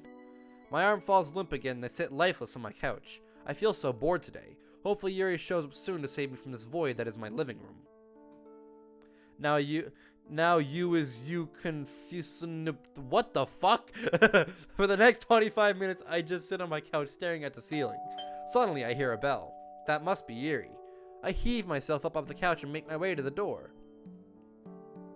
I gently open the... this is a joke again. Come on. I gently open the door. Where have I heard this like 3 other times? Yuri appears on the other side. Hey, what's up? Good afternoon, Devin. Are you ready to go? Let me make sure I got my wallet. I slap my ass as hard as I can. Why? Why would you do that? Don't get stabbed. I hope not. Yeah, I got everything. Let's go. There's 100 cents in a dollar, but there's 0 cents in you, bruh. I mean, yeah, that is true. Yuri and I step outside and head towards the psychiatrist's office. Hello, you two. Welcome back. He speaks in his usual upbeat tone. That did not sound upbeat, I apologize. Not exactly the kind of voice you'd imagine a psychiatrist to have. I shake his hand like always. He then offers his hand to Yuri and they shake as well. Well, shall we get started then? He gently opens the door. Ah, god damn it, Noah! To his office and gestures for us to step inside. Now you're confused as the end, RIP, you confusion. Wow. We walk over to the couch and take our seats. Naturally, Dr. Langton sits in the chair opposite to us. So, as you know, this is simply a checkup. I just want to make sure this medication is working, everything is fine, etc. Okay. Yuri fidgets in her seat. There's 104 days of summer vacation and school comes along just to end it. I mean, that's life. That's odd. After all this time, I figured she'd be used to Dr. Langton by now. I guess that we should start with the most blatant question. Have you been self-harming at all, Yuri? She shakes her head. No. That's good. He scribbles in his notebook. Notebook? Don't we have computers nowadays? And I believe school has started back up again. Is that correct? Yuri nods. Yes. And how was the first week back? It was fine. He continues to stare at Yuri. Just fine? Yes. Something feels off here. Now, why does she not want to talk about what happened with the bullies? Is it because I stood up for her? Something feels off here. Even with the exception of Yuri being an introvert, her one-word replies seem unnatural. It's like she's forcing the words out. Dr. Langton is leaned over his knees examining Yuri. After a short time, he leans back into his chair. He looks down at his notes, readjusts his glasses, then looks back up at Yuri. Are the kids at school treating you okay, Yuri? What do you mean? I'm just asking how the students behave. They are nice, cheerful. Are you making friends? That kind of stuff. They're okay? Oh, sorry, Yuri said that. They're okay. Dr. Layton stares at Yuri for a few more seconds before finally writing into his notepad. Is Yuri not going to bring up the group of boys? Maybe it's not important. Or maybe it is. Yuri's acting weird, even by Yuri standards. But is this really my place to say anything? Am I just a bystander in their meeting? I am just a bystander in their meetings, after all. But I feel it's the doctor's right to know. So, I mean, you're only giving me that chance, I guess, then, huh? Alright, hopefully Yuri doesn't resent me for bringing this up. Well, there was this one interaction yesterday. And then that's when Yuri's like, oh no, don't do it! Oh? He leans onto the edge of his seat. Yuri jerks her gaze onto mine. There's fear on her face. Maybe I shouldn't have brought it up. Too late to go back on it now, though, as I've already opened the can of worms. Why worms? It wasn't anything real. Just immature boys shouting obscenities. Dr. Langton softly bites down on the tip of his pen. After a short period of thinking, he finally says something. And how did that make you feel, Yuri? I catch a glimpse of her hands trembling. She presses them into her lap in an attempt to cover it up. You can be honest with me. I won't judge or think any less of you. I was angry, embarrassed, sad. There were so many emotions at once. It's like it was like an 0.9 earthquake came and shook the very fabric of my soul. And then several, especially equally as powerful aftershocks, hit me right after. Yuri takes a moment to collect her thoughts. The doctor remains silent as well. But then Devin acted. He got us out of that horrendous situation, and I'm very thankful for that. Hey, so what would have happened if I didn't do that? Let's see here. OMG. But the annual problem for our generation is finding a good way to spend it. Building a rocket or fighting a mummy. Haha, big confusion equals big no? Google Doc... wait, what? What the hell is this? Speak, chat, a bunch of dollar signs. Was waiting for someone to continue the song. Oh, I didn't know there was a song happening. She clenches my hand and gives me a soft smile. Well, Dr. Langton scans over his notes. That's good to hear. I understand school can be a challenge, and I know kids can often be brutal at times, but I think as long as you two have each other, there's nothing that will hold you back. He gives us both a huge, almost cartoon-like smile. Anyway, moving on. How's your prescription holding up? If I recall correctly, you should be requiring a new order soon, correct? He flips through some papers on his desk to reassure himself. Correct. Well, the pharmacy already has the file, so you can go at your own time. Moving his arm up in a large motion, he not so casually checks his watch. Well, he then clasps his hands together. I think that's all the time we have for today. Any questions? Yuri and I exchange glances. No, I think we're good. Wonderful. Feel free to contact me on when you want to schedule your next appointment. With that, he begins to shuffle us out of his office. $2. Devin, you have no childhood. What does that have to... I don't... Oh, okay. See, I've never... Kill me now. Come find me. Come hunt me down or something. But I've never actually watched Phineas and Ferb. I'm ugly, SCP, Tacha. What the fuck is that? What the hell are you saying? We arrive at Yuri's house. Well, that went fairly well, I'd say. What do you think, Yuri? And Yuri's like, nope. Yuri, you okay? She's been acting weird recently. Or you have lost your living privileges. Devin, I'm coming over and you're watching the whole thing. No, don't do it. Or weirder than usual in any case. I'm fine. Fine? Whenever a girl says that, usually things are the complete opposite of fine. I subconsciously begin to take steps toward her, but Yuri begins to back away like an animal caught in a cage. However, she only backs away so far, and I find myself inches from her. And do they have couple marriage therapy? I mean, not. It's not that. It's a therapist to help Yuri with like her practically depression and like her self-harming and stuff. That's why we went to the meetings and stuff. It's just Yuri has given us permission to go in with her. However, she only backs away so far, and I find myself inches from her. And I know you're Tato. I don't even know what the hell you're talking about. Yuri's only a little shorter than me, allowing us to maintain eye contact fairly easily. Even with that, she refuses to look at me in the eyes. She begins to slowly open her mouth. I breathe, Yuri. Take a moment to collect your thoughts. Inhale. It's something she'd done time and time again. Finally, she speaks up. I do that every single time. I always just speak it instead of doing it. Finally, she speaks up. I'm gonna drop out of school? What? Are you fucking kidding me? What? Drop out? She can't actually be serious. Okay, time out, rewind. You're what? There's a tinge of annoyance in my voice. This is why I didn't want to tell you. I knew you'd be upset. Wait, how long have you been keeping this from me? For a while now. I feel disappointed but also a bit furious. The thought of Yuri hiding such a big decision from me hurts. Why are you just now telling me? I don't want you to worry. Yuri, all I do is worry about you. This reminds me of like the Yuri and Natsuki fight. Like just the music, it's like it's like an upbeat like argument fight. A contorted expression grows on her face as she just saw me cook a puppy. I didn't realize it was such a burden to you. Someone you always have to think about and worry about. That's not what I meant. I hate to be a burden to you, Devin. I didn't say that. I guess I'm just not capable of looking after myself. After all, I'm just a girl with scars along her arms. A girl with no friends other than the words on a page. I'm useless. No, Yuri, you're not. Then explain why you feel the need to spectate my life every waking moment of the day. Don't get upset at me for the secret you've been hiding. Look, now we're getting off topic. Back to my point. You can't drop out of school. Why not? You just can't. That's not your decision to make. Regardless, it's still a bad decision. You just don't understand. That's the problem. You never tell me. Okay, answer me this. Why do you want to drop out? Your grades are exceptional. It has nothing to do with my grades. Is this because of the boys yesterday? I told you not to worry about them. My voice grows more irritated with each sentence. It's not just that, it's... What is it? I can't say. No, we're not keeping any more secrets from each other. Tell me what's wrong. I don't want to talk about it. No, I've worked too hard to get close to her, and once again she's shutting me back out. Damn it, Yuri!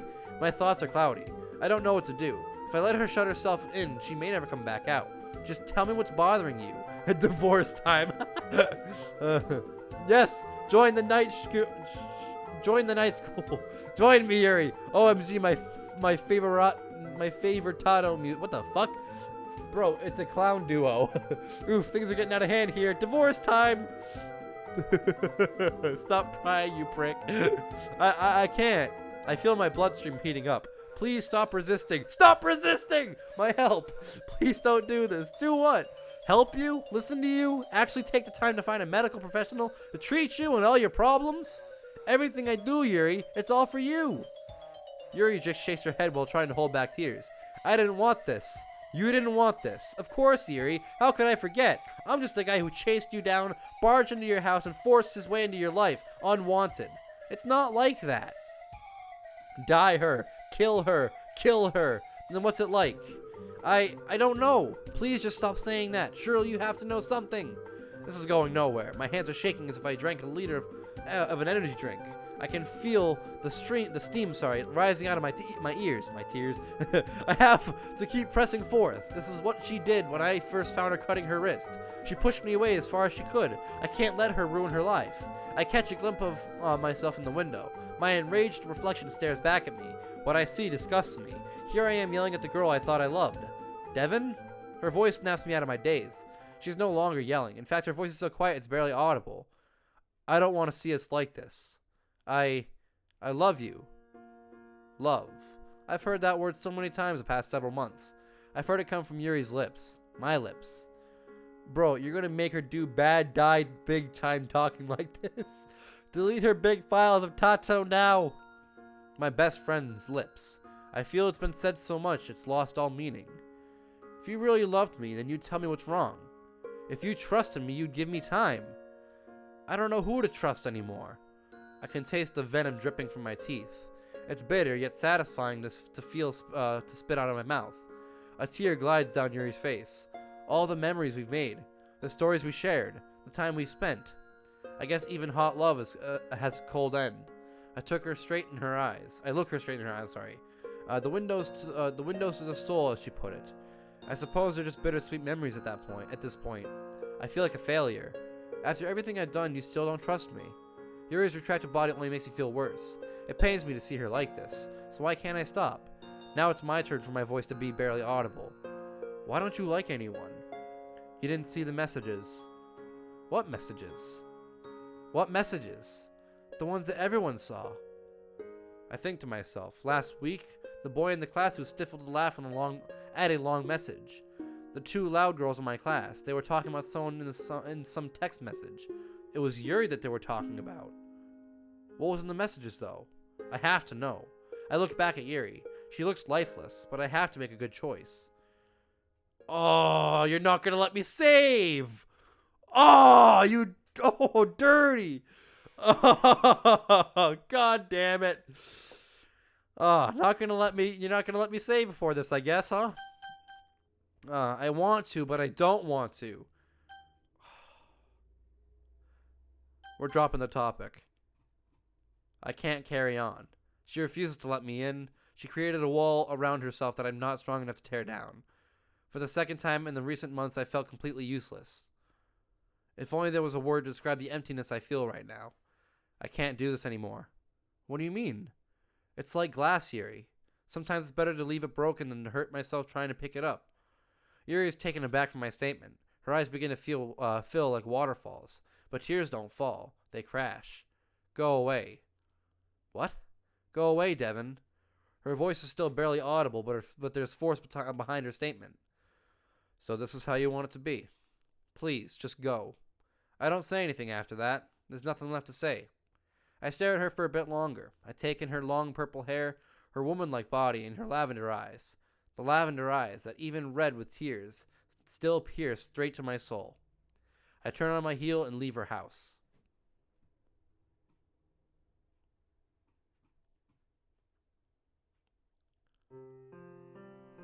Drop it? Yeah, I did drop it. Okay. There's no going back now. So, Pats, I don't know how to read that. Bye on board. It was Gret. For once, it was not the morning sunshine that wakes me up. This time I'm shocked awake by the sound of crashing thunder. There's a storm screaming outside. Without the sun, I have no idea whether it's morning or afternoon. I check my phone. 10:24 a.m. It's a bit late, but not too bad. I climb out of bed as the rain continues to pour. I think we should have kept it up. I wonder if it would have been different. Fuck, this is too real. That is true. That's literally what's going through my head right now. Is literally like I didn't want to push it. And that's the thing. It's like when they finally gave me the chance to drop it, I don't want to push somebody any further. But I didn't think that meant that Devin's like, oh, I don't think we can do this anymore. Like, really? Press escape and save that way. Oh, I could have done that, huh? Too late, Matt. Yeah. 12. What are these calendars? 12 calendar 1 10 10. I don't know what the hell you're trying to say. I sit down on the couch. Ugh. Resting my elbows on my knees, I press my face into my palms. What did I do yesterday? Go back and spam through everything. What did I mean, I'm gonna play through like all the options and stuff anyway. So like, I mean, we're gonna be able to hopefully get back to that point. What did I do yesterday? I yelled at Yuri for no reason. Stupid, stupid, stupid. I smacked my forehead repeatedly. I got upset and allowed my emotions to get the better of me. This is my fault. I feel like my insides are being pricked by needles. I really am a failure, huh? There has to be something I can do. I need to apologize to her. Lightning continues to strike outside. I look outside my living room window. It shows no sign of stopping either. The rumbling continues to shake the ground. Flashes of white fill the glass screen. I run back upstairs. Throwing open my closet door, I grab my raincoat. I'm going to apologize to Yuri in person. Draping it on, I begin to prepare myself for the icy rain. What in the world? I pull my phone from my pocket. It's a random number, but I recognize the area code. Hello? Hello, may I speak to Devin, please? Speaking. And who is this? I'm calling from Northeast Medical Hospital. The hospital? And why are you calling me? You're listed as the emergency contact for Miss Sayori. Sayori? Is everything okay? Yes, she's awake. My grip loosens, my phone nearly slips out of my hand. Awake? Sayori's awake? My mind begins racing faster than the lightning outside. This is incredible news. So incredible I forgot how to speak. Hello? Hello? Oh, I'm sorry. Can I see her? Of course. That was the whole purpose of this call. Okay, I'll be over there soon. Thank you so much. You're very welcome. Goodbye. I hang up and jam my phone back in my pocket. Without another thought, I tie my shoes and dash out into the storm. Devin, I'm gonna warn you currently not to spoiler stuff too much, but there's a CG that may not be super YouTube friendly, so just be ready. Is it like what do you mean YouTube ready? Like, is it like a nude scene? Because you said there wasn't any of those. If it's like blood and gore and stuff, that's fine. I've had that on the YouTube channel before. But if it's like a sex scene, then means gore. I mean, if it's gore, I'm just gonna keep it there because I've had gore in my videos and stuff. It's not nudity or anything. That I'm not worried about it because I've had gore and stuff in my videos before, so I'm not too worried about that. And they haven't contacted me at all about that, so until they do, I'm not gonna worry about it. I arrived at the hospital. Its cold hallways do nothing to warm me up from the freezing rain. I begin to walk towards the secretary desk. All right, coolio. Continue as normal then. Okay. Halfway to it, the hospital doors fly open. A brown-haired man wearing a regular shirt and jeans come barreling through. He has a worried expression. He cuts past me and to the secretary desk. She points the way to a doctor. He rushes to a doctor down the hall. The doctor, with a sour face, points to a room. The man finally rushes into the room. I'm at a loss. All right then. I finish my trek to the secretary desk. May I help you? I'm looking for Sayori. She begins to scroll through her computer. Your name? Devin. Perfect. Miss Sayori is in room 309. She points behind me. Just take those elevators to the 3rd floor and follow the hallway. Thank you. I practically run from the desk to the elevators as if it was a race. 3rd floor. Why does every part of a hospital look the exact same? I silently damn the architect, who designed this place. There's a line of doors before me. As I walk past them, I take note of the numbers. 307, 308, 309. I lightly knock on the door. There's no response. My hand presses down on the handle. I gently open the door. I walk in the hospital room. Somehow it's even colder than the hallway. My eyes pan through the blank walls. I spot Sayori laying on the bed. Sayori. Devin. Ah! I crossed the room in a flash to embrace Sayori. Oh my god, I was so worried. I'm so sorry, Sayori. Devin, is that really you? I could ask you the same thing. If I couldn't feel her soft skin in my hands, I wouldn't believe it was actually her. I stifle my sobs and collect myself. I stand over her bed. I'm so sorry, Devin. No, this is my fault. I should have done more to be there for you, Sayori. I was so caught up in my own feelings I never thought about you. I was selfish. Sayori just smiles sadly. You're silly, Devin. Huh? That was not the reaction I was expecting. I was the selfish one. I did the most selfish thing possible. I didn't think of anyone else in that moment. Her eyes are red from tears. I watch as they glide down her cheek and crash onto the plain white sheets of the bed. I'm just glad you're awake. You're actually awake.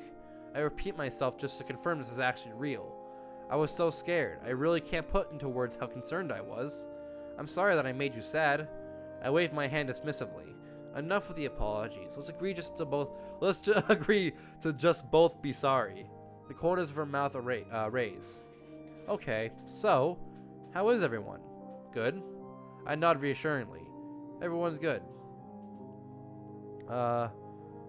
Devin. I still can't pronounce artichoke. Hi. Cool haircut, not gonna lie. Thanks. I appreciate that.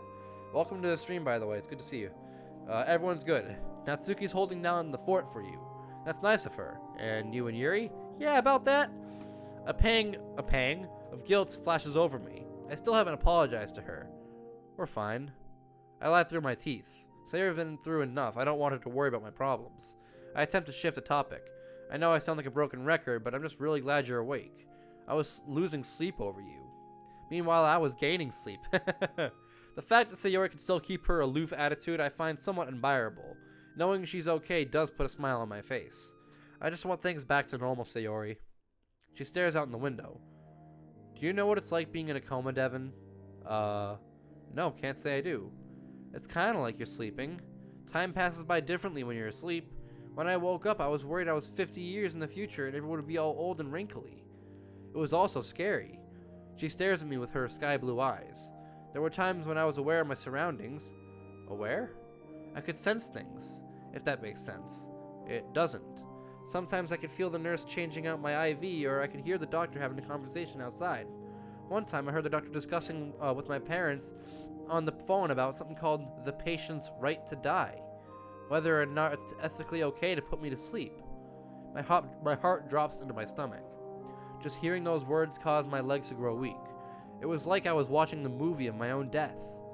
And the scariest part was that I couldn't use my legs to run away. I didn't have a voice I could use to call for help, or talk to myself to keep myself company. It gets lonely. You see your fears come to life. I'm glad I'm not afraid of the dark. She gives a small giggle before returning to a serious tone. Or as serious as someone like Sayori can sound. It's hard to escape your inner demons when you're encaged in your own mind. I'm so sorry that you had to go through that, Sayori. I placed my hands on hers. It was an interesting experience to say the least. Who knew you could learn so much while being asleep? I'll make sure to tell my teachers that. We both share a small laugh between us. That sound gives me a nostalgic feel of our childhood, back when Sayori and I would play around the block. How long was she asleep? For a while. I think she had, when the stream ended off last time, that's when Natsuki told us that she tried to hang herself. So it's been a good while that she's been asleep, so it's good to see her awake. Back when Sayori and I would play around the block, climb trees, cause mischief. Probably close to a month, I'd say. I'd refuse to believe that that girl is gone, but as I look into her eyes, I see despair. Would it be better to go back and change what happened? Don't dwell on the past. She says that as if she reads my mind. Like I said, I learned something while asleep. This experience showed me what I have become. The solution I took to try and stop the pain. And in it, I almost lost the most important thing to me. My eyes have been opened up to something newer, something greater. What's the word for that? An epiphany? Ooh, I don't like the word epiphany. Is that the right word? Yuri would probably know. I don't know if I'll ever beat my depression, but I do know that I won't let it beat me. It'll be a lifelong battle, and I'm willing to stay by your side through it all. I think I like that. Sayori gives me a smile, and this time it's a genuine Sayori smile. pronounced what right? What did I don't know what you're talking about. An epiphany? Yo, you didn't think I'd say epiphany correctly? Really? A smile that fills this bland white room with hope, purity, and warmth. Everyone is going to be really happy to see you back. DDLC revolves around the word epiphany. I'm sure. You know, for a second I was expecting both you and Monica to be here. Monica? Why would we be together? When I woke up, I actually spoke to her. She said that you and her would visit me. Oh, Monica, I swear to God. Well, Sayori, I think the anesthesia is still affecting your brain. How would Monica get a hold of me? She has your number. Oh, we're getting answers, boys. We're getting all the answers. She what? Monica has my number? I gave it to her when you joined the club. It's only obvious a club president should be able to contact her members. My mind is having a hard time keeping up with its own thoughts. The pieces of the puzzle slowly start to take form. Devin, you alright? Look like you've seen a ghost. Sayori, where's Monica? I believe she said she'd be stopping by around. She looks at the clock on the wall. Oh, how convenient. She should be coming any second. I need to go to the bathroom. Do you mind? Not at all. I turn on my heel and power walk out of the room.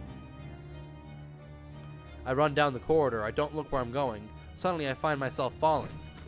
Oof! My head starts to throb. The cold tiles press against my face. Ugh. I place my hands on the floor and push myself up. I collect my bearings and look to see who I ran into. Of course! As Sayori said, how convenient. Hiya, Devin. Ugh. I hate this. I fucking hate this. You know, you should really be more careful. Even if we're in a hospital, it's best not to hurt yourself. Cut the banter, Monica. I know what you've been doing. I stick my finger in her face. This ends now. Why are you trying to fuck up my life? What do you mean, Devin? You think I'm dense? I figured out your little game. All those strange texts, they're from you. Well, it took you long enough to figure that out. What is wrong with you? Do you find enjoyment in ruining other people's lives? I could ask you the same thing. None of this would have happened if it weren't for her. Her? What are you talking about now? You and your little girlfriend. You think you could intrude on my life? We didn't intrude on anything. What, did we ruin your perfect life? Yes. I'm stunned by her straightforward answer. You did. Everything was perfect. My family was loving. My grades were second to none. Everyone loved me. I had friends. I had a club I was proud of. The only thing missing was someone to share it with. And then you came along. And I finally had found someone to share my life with. But you didn't choose me. Monica's voice grows louder with every sentence. You didn't choose me. Why, Devin? You could have had something perfect, but instead you chose a broken girl. You shut your mouth right now. I step face to face with Monica. You can't do anything now. I tried to warn you. I tried showing you her true side, but you were too oblivious. Why? Why couldn't you have loved me instead?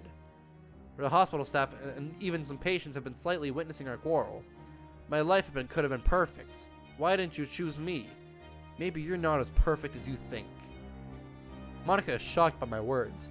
I recognize that look in her eyes. It's the same look that Sayori showed when she confessed about her depression. The same one Natsuki showed when she spoke of her father.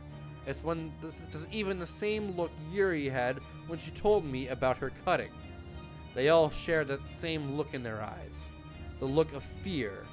Fear of being lost in an unforgiving world. I didn't want any of this, Monica. I just wanted a normal life. But that's not what was given to me. Just like you, I had dreams of a perfect life. But this world isn't perfect. You have to learn that eventually. Monica looks heartbroken. Her words come out as a whisper. No. I worked too hard for this. I worked too hard to get what I wanted. But in the end, Monica gazed down in the hall to where room 309 is. I hurt the ones I love. Love. What a stupid word. You needed to accept the past, Monica. Everything you do has consequences. You have to live with them. But you can still change who you are. Why did I say that? Maybe it's the look in Monica's eyes. Freaking Monica, stab her with an IV.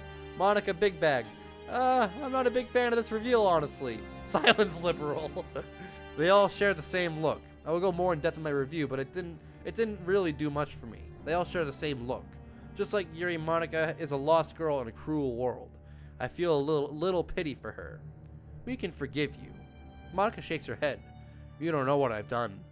It'll be okay, Monika. I told everyone. Told everyone what? It was the only way to get her out of the picture. Monika's emerald eyes begin to turn red. Once again, I find myself eye level with the crying girl. Told everyone what? I have connections with a lot of people in school. I sent a message out to nearly the entire student body. Monika? What was in those messages? She refuses to look at me. I told everyone about Yuri. About her cutting. That's because you gotta play from the beginning. Send me the vid when you make it. Don't really understand what's happening. That's because you gotta play from the beginning. I might have to actually make a video review of this mod. There are certain aspects of it that will benefit from being in a video form instead of text. Hello, Crystal Molina. Welcome to the stream. For just a moment, my heart stops beating. I stand there for a while in shock. The sound of nurses walking by, the EKGs, wow, beeping. Even the storm outside has been drowned by my own silence. I feel like I'm floating in a void, and I stare into an abyss, and it stares back. The same feeling when I was told Sayori was in a coma, but this time I'm not crying. I've become numb to pain. Time doesn't heal wounds in the heart. It is filled with scar tissue and the pain lessens. But the pain never truly leaves. Why, Monika? It was the only option I had left. The only way I knew to bring you to me. This is why Yuri wanted to drop out. Whenever she goes to school, everyone will know what she's been hiding. Everyone will see her as a girl who cuts herself for pleasure. My mind races and my heart beats out of my chest. I can hear my own blood flowing rapidly throughout my body. Going to Rick's, fuck, I'm gonna finish this later. Okay, have fun, my dude. My eyes begin to flutter to every single inch of these colorless halls. I whisper to myself, I need to find Yuri. Even after all this, you still can't let her go. I look up at Monika. Every cell of my body wants to beat her to the ground. I ball my fist.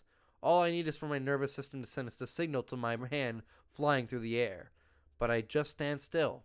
Instead, I use my last reserve of energy to make a break to the hospital doors. My feet carry me as I trudge through the icy rain to Yuri's house. I throw myself against the front door and reach for the knob. Locked. I don't bother knocking. I clumsily lift up the doormat to find the spare key. After numerous attempts with the shaky hands, I finally stick the key in. Once I hear the bolts turn, I throw open the door. I pan my eyes frantically throughout the downstairs of Yuri's house. It's barren. I search everywhere, but there's no signs of Yuri. She had to have left some sort of trace.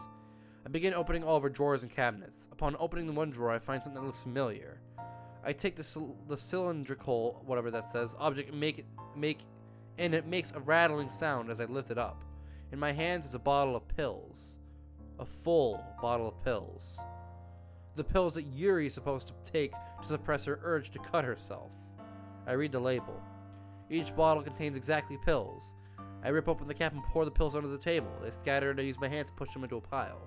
Sliding each pill one by one, I begin counting. 1, 2, 3, 9, 18, 25, 36, 49, 57, 58, 59. With my index finger, I slide the last pill next to the others. 60. I stare blankly at the pile of medicine, unable to focus my thoughts. For a second, I even begin to forget where I am. What the? I'm interrupted by a single raindrop hitting the counter and making a small splash, followed by another and another. I look up. To my surprise, a wet spot in the ceiling had appeared and is leaking. At first, I assumed the rain, but then I remember I'm on the first floor. An imaginary blueprint of Yuri's house begins to form in my head. If I'm in the kitchen directly above me, it should be Yuri's bathroom. I rush upstairs at an ungodly speed. I crash through the bedroom doors. Immediately, my eyes begin to look around for any signs of Yuri. Alas, there's no one here, except beside the bed. There's an open box. It's the knife collection, isn't it? My stomach churns as I slowly creep towards it. It's Yuri's knife collection. We never threw it out. As I walk up to it, I notice a single empty spot where a blade once laid. There's something else I noticed. The sound of water. Not the melodic orchestra of raindrops on a roof. The running water of a faucet. I crane my neck towards the sound. It's coming from the bathroom. I reach out and tightly grip the handle. Locked. I have no intention on knocking. I step back and prepare myself. I run full speed at the door. My shoulder connects to the wood and I'm bounced back. Again, I plant my feet firmly. Another sprint to the door. Again, I hit the door. I'm bounced onto the floor. My shoulder arches in pain. Or aches or arches? Aches, I think. I get up and plant my feet again. Third time's a charm. I run full speed. I hurl my body against the wood. It gives, but it doesn't open. Once again, I'm on the floor. The door is busted off its hinges. My body is crying in pain. I use my good arm to push myself up. After collecting myself, I replant my feet. Again. I summon every bit of strength I have. My shoulder crashes into the door one last time. It breaks open. I lay on the floor, my energy sapped. I can no longer move my arm. I fear I've dislocated it. My arm is screaming in agony. Ugh. I try to move, but I'm in too much pain. Ugh. I also notice I'm wet. Sweat? No, not sweat, but water. The floor has become covered in water from the faucet. I try to collect myself as much as I can. With my good arm, I steady myself and look up. Okay. I saw this coming. Why? Never a good ending, isn't there? What the hell? No. I try to shout this, but my voice barely comes out. No. No. No. I sprawl towards the tub. Yuri lays in a red-tinted water-filled tub. Ugh. I hunch over the toilet and throw up. However, my stomach is empty and my abdomen just cramps and tightens. My vision begins to blur as tears fill my eyes. I watch as they crash and join the Scarlet River on the tile floor. To say I can't think properly is an understatement. I lift myself up. There's no pain as the adrenaline courses through my body. Yuri? Yuri! I grab her chin and tilt her face towards me. Yuri! I shout in denial over her still body. Her fair skin has now turned pure white. Comentario en español salvaje aparece. Okay. I don't know what that says, but okay. Her fair skin has now turned pure white. Her purple hair now tinted red from the pool. I lift her arm out from the water. They show new lines, each going perpendicular to the ones of the past. Her emotionless face stares into nothingness. I just sit on the blood-stained floor and stare at her. Tears continue to flow down my face. The only thing I can do is stare into her lavender eyes. And for the first time, they fail to pierce back into mine.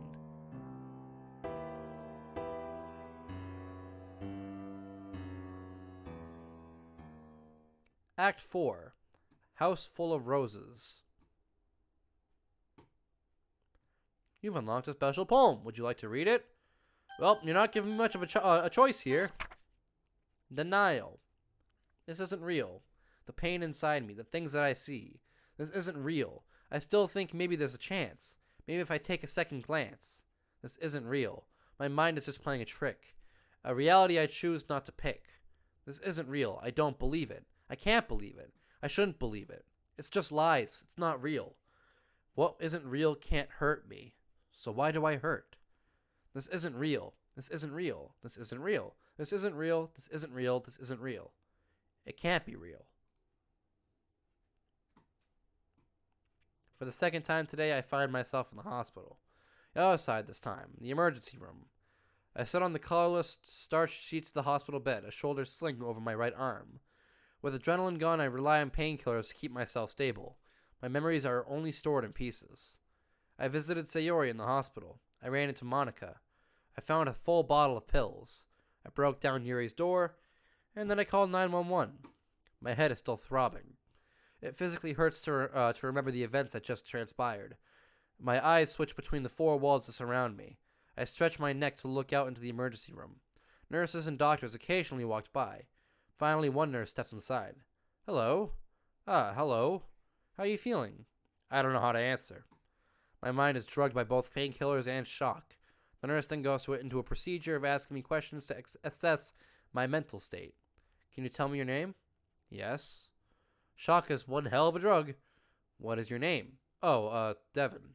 She continues to read some notes on the computer. Do you know what day it is? We had our visit with Dr. Lincoln Saturday, which was yesterday, so Sunday. The nurse nods. And do you know where you are? The all too familiar looking walls answer that. The hospital. I stare at the navy blue sling around my arm. You dislocated it. We were able to pop it back into place, but it'll take some time to fully heal. It's best to keep it in a sling for a while. Yuri. Where's Yuri?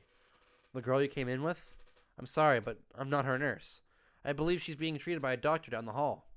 I bolt off the bed next to the room. The nurse calls out. Hey, wait! I continue to run down the hall. Whoa there, kiddo. A man in a white coat intercepts me. Are you the doctor? I am a doctor, yes. Wait. You're the one who came in with that girl. Yuri, where is she? Is she okay? The doctor's face says it all. Why don't we take a seat? He put his hands on my shoulder, but I swat it off. No, I don't believe you. Let me see her. Where is she? I'm sorry. By the time you were able to treat her, it was already too late. You're lying. You're lying. She's not dead. She's not. My mind begins to fail, coming up with a proper reaction. I see guards turn in the corridor quickly approaching me. The doctor places his hands up as to motion them to hold off. I finally collapse onto a wooden bench. The doctor gets down on one knee and places my hand on my shoulder once more. I press my face into my palms. This isn't real. This isn't real. This isn't real. I learned something on this bench just now. The bench where the little girl is told she has cancer. The bench where a child learns their parents had a fatal heart attack, or a mom is told her son was in a horrific car accident. The same bench where I'm told the one thing I cared about in this world has been ripped away from me. The exact same bench where I learned that love isn't something tangible. True love only exists in moments, and then another moment is gone before you even knew you had it. You've unlocked a special poem. Would you like to read it? Sure. Anger. 7 deadly sins. Lines like a shopping list. Which one do I pick today? I grab the bright red bottle and pop the cap. Veins filled with hate and eyes filled with torment. Fist clenched ready to break anything and everything. The fires of hell corrupt my soul, lashing out at anyone who comes close, tearing and ripping and tearing at the things I love, tearing at my very being. I'm no longer myself. The spirit of wrath knocks on my door, and I'm foolish enough to let him in. 4 days later. Doc, you ever look at someone and your heart just melts? I'm sorry about what happened. I just still can't believe she's really gone. He jots down some things on his notepad. How does that all make you feel? Empty. I don't really feel anything anymore. It's a bit hard to describe, really. Do you know what nothingness feels like, Doc? Your mind has some time to process the initial shock. This period can be a dangerous time for you. A lot of different emotions may go through your mind. Look, can you just give me medication or something so I can leave? We'll get to that. I can't just give them to you straight away. My eyes trace with the walls of the room. Can you tell me what's on your mind? What's on my mind? I repeat him absent-mindedly. What's on my mind? It's good to get your mind off the event. You don't understand, Doc. I can't get it out of my head. My voice cracks with every word. What do you mean? You weren't there. I begin to raise my voice at him. You didn't see the look in her eyes. You didn't have to sit in an ambulance and tell the paramedics what happened. You didn't have to relive every single moment while being questioned by the police. You're not the person who every single time I close my eyes, Doc, I just see her sitting in that bathtub. I just want that image out of my head. That's why I need you to give me some pills or something. Okay. I look up at him. It's gonna be okay. I can give you a prescription based off of what you're feeling. So just keep telling me what you feel. I don't feel anything. I scream at him and slam my fist into the table. I just don't understand. I did everything right. I did everything I could, but it wasn't enough. How does that make you stop asking me how I fucking feel? I shoot up on my feet. Please, Devin, don't say shit to me. I point my finger at him maliciously. You don't care about me. I'm just another patient to you. You don't care about me or Yuri or anyone. We're all the same in your eyes. Just another paycheck for you. My words spit sharply out of my mouth. We're just a way for you to feed your fancy lifestyle. Maybe some fancy jewelry for your wife, or a fun vacation with your kids. That's all we mean to you.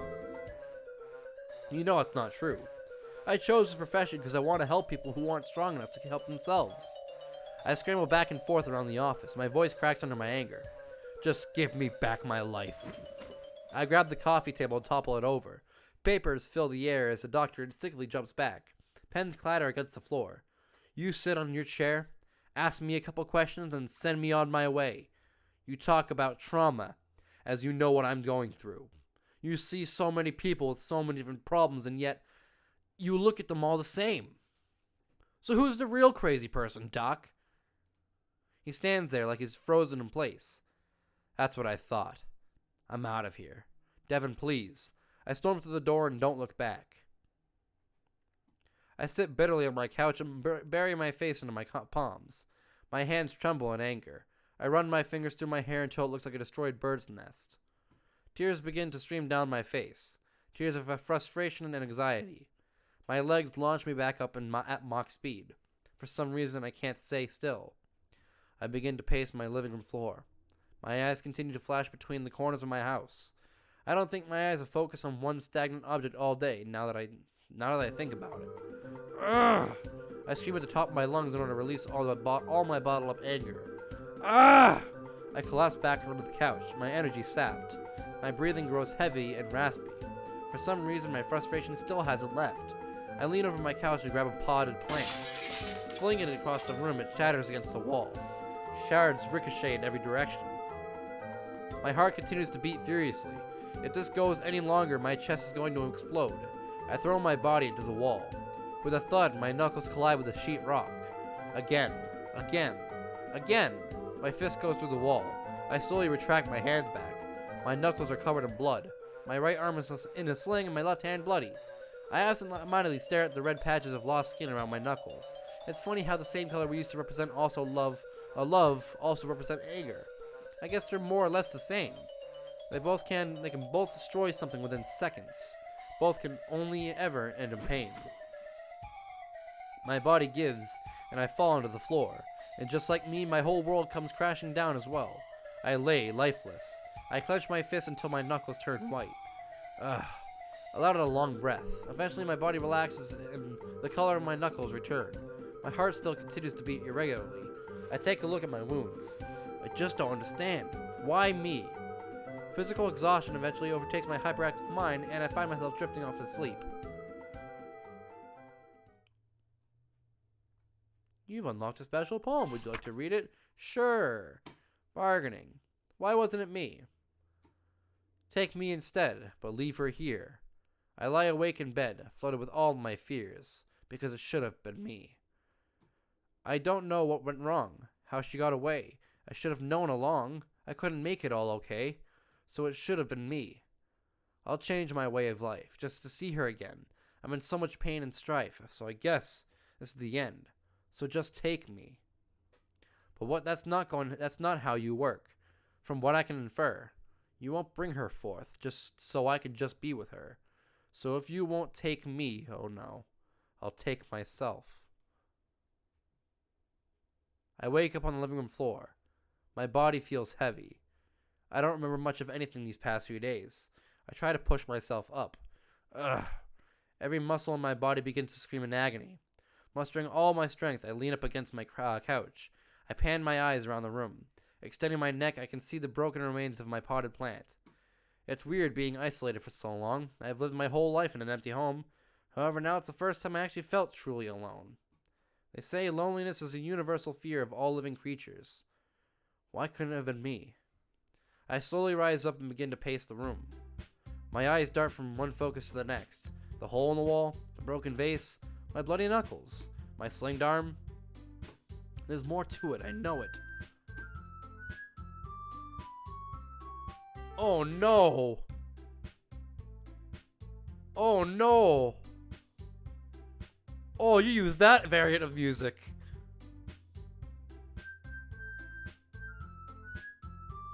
It's just gonna be this over and over again, huh? That's a really creepy sound. I grab a stack of paper and a pen and begin writing things down. My nose! Really annoying, I'm sorry. With a slinged arm and busted hand, it looks like more like scribbles than anything. I continue to incoherently write my thoughts down. To anyone else, it looks like it would look only, wow, it would only look like a mess, I can't read, I'm sorry, of sporadically placed lines, but to me it's a timeline of all the events. I look at the mess before me. Now where to begin? What could I have changed? I could have arrived to the house sooner, or was it too late? Earlier than that. I continue to shoot my pupils to different parts of the scribbles. What stirred this? The argument? The messages? The boys? The medication? Earlier than that, Yuri's home life. If only I had met her sooner. No. I should have stopped Monica from telling everyone. My mind races from one thought to the next. I should have paid more attention to those texts. I should have kept an eye on Yuri and made sure she was taking her meds. How could I have not known she was not taking her meds? I shout this to my empty kitchen. No response, obviously. That's fine. This is fine. I'm fine. The mess of papers on my counter says otherwise. If only it didn't take me so long to break down that door. Or maybe if I called 911 sooner. All these thoughts continue to form a hurricane within my head. It's making me dizzy. What if I didn't visit Sayori at the hospital? It had to be that. That wasted too much time. Or was Yuri already gone by the morning? I should ask her. How would I do that? I look up my ceiling. Hey, anyone there? I'd like to make a deal. I get no response yet again. Any chances I can get Yuri back? I'll pay you. I'll become a better person. That is what you want. Is that what you want to hear? I shout louder at my ceiling. My head sinks down in shame, and I stare back to the maelstrom of paper. I whisper to myself, I've gone insane. Like a deer, my head jerks to a sudden sound of a doorbell. I open the door with as little effort as possible. Natsuki appears on the other side. Hey. It's for horses. I mutter my response with as little enthusiasm as possible. Can I come in? I guess. I turn around and walk back to the living room. I could care less if Natsuki follows me. If she follows me into the cell, I call home. So you doing alright? I think so. I don't look at her. Instead, I stand hunched over, my eyes staring blankly at the ground behind her. Natsuki begins to take a look around my house. Her eyes glance at the hole in the wall, then at me, then at the potted plant, then at me, then at the scribbled markings on my counter, and then back at me. Devin, I throw my hand up dismissively. I don't want to hear it. I just want to stand in silence for a moment. She opens her mouth in protest, but then closes it. Silence is a fragile thing. It can be broken by just a slip of the tongue. It makes you wonder, how can something so heavy be so delicate at the same time? Why? Why what? Why'd you come here? To check up on you. Why? Did you feel bad for me? Worried I'd kill myself? Afraid I'd go jump off the nearest bridge and drown myself just so I could see Yuri? You're all the same. You, the doctor, the kids at the school, me. I tried to be different. I really did. You were different. If that were true, Yuri would still be alive. This entire time I fight to hold back my tears. The feeling of sorrow smothers me completely. She really did love you. I know. That's why it hurts so much. I look away from Natsuki, trying to hide the fact that I'm crying. Can you please just leave? I'll be fine. I reassure her. I just need some time alone to think. Thank you for coming and checking up on me. I know you meant well, but I'd rather be alone right now. She stands there quietly for a moment. I wish I could go back. Believe me, I really do. But we can't, Devin. I'm really sorry for what happened. I feel the same as you. All this time my friend was hurting and I never knew. Some nights I lie awake wondering where it all went wrong. What I could have done to change it all. But there's no use in letting it consume you. You have to move on from your past. She looks down at the ground sullenly. I know I did. She recollects herself and faces me again. You have to accept what happened eventually. I know it's hard, but time heals all wounds. With that, she turns on her heels and leaves my house. She's wrong. Time doesn't heal all wounds. Time just lets you grow numb to the pain. I stare back at my ceiling. I just want her back. I just want to hold her again. Look into her eyes one last time. At least let me say goodbye. I fall to my knees. I'm back in the same spot I awoke this morning. On the uncomfortable carpet, I decide to close my eyes once again. Another poem. Depression. Outside is a smile. Inside is a frown. Outside you see a hole. Inside it's just the pieces. Outside is warm. Inside is cold. Outside there's emotion. Inside there's emptiness. Outside you hear laughter. Inside there's only silence. Outside there's a smell of flowers. Inside it's rotten and tainted. Outside is a bright sunny day. Inside is dark stormy night. Outside can find success. Inside knows only failure. Outside is just lies. Outside is a mask. Inside the mask is pain. Inside the mask is fear. Inside the mask is nothing at all. Because I am nothing. Until I put on the mask.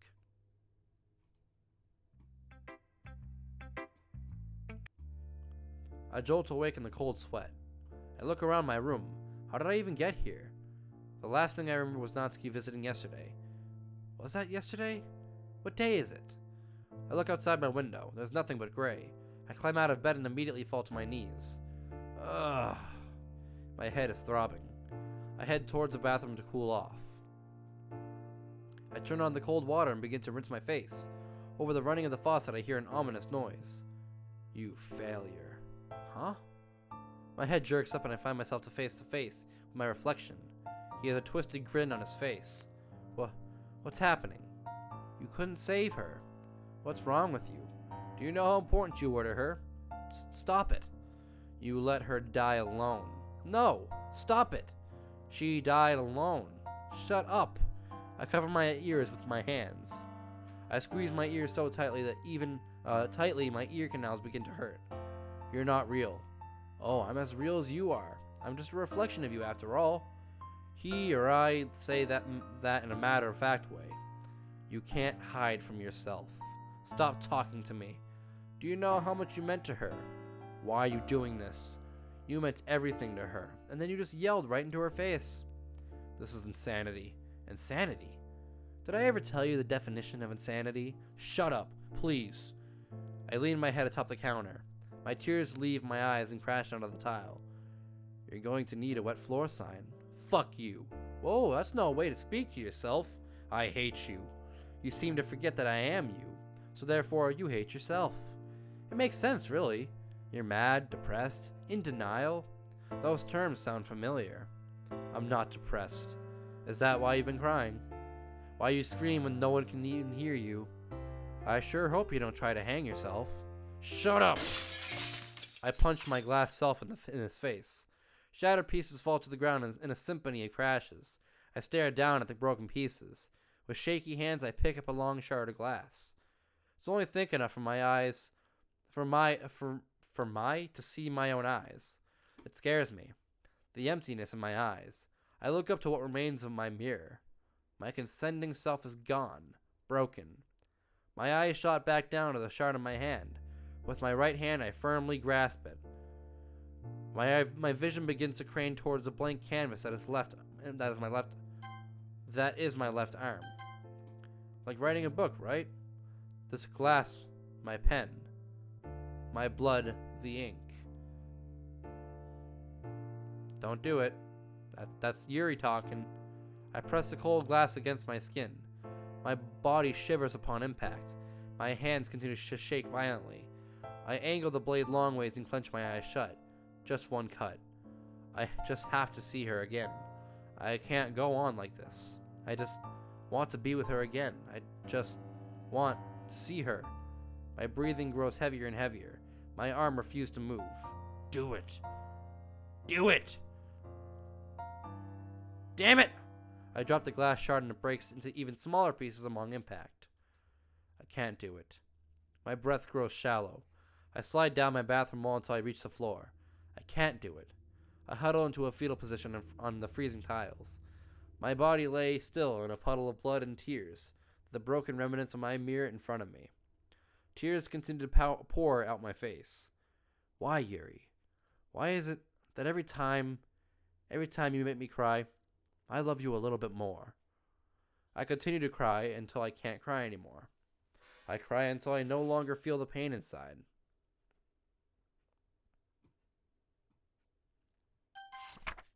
Acceptance. Time doesn't heal all wounds. It just allows you to become numb to the pain. It's been a long ride. There's a lot of things I wish I didn't do.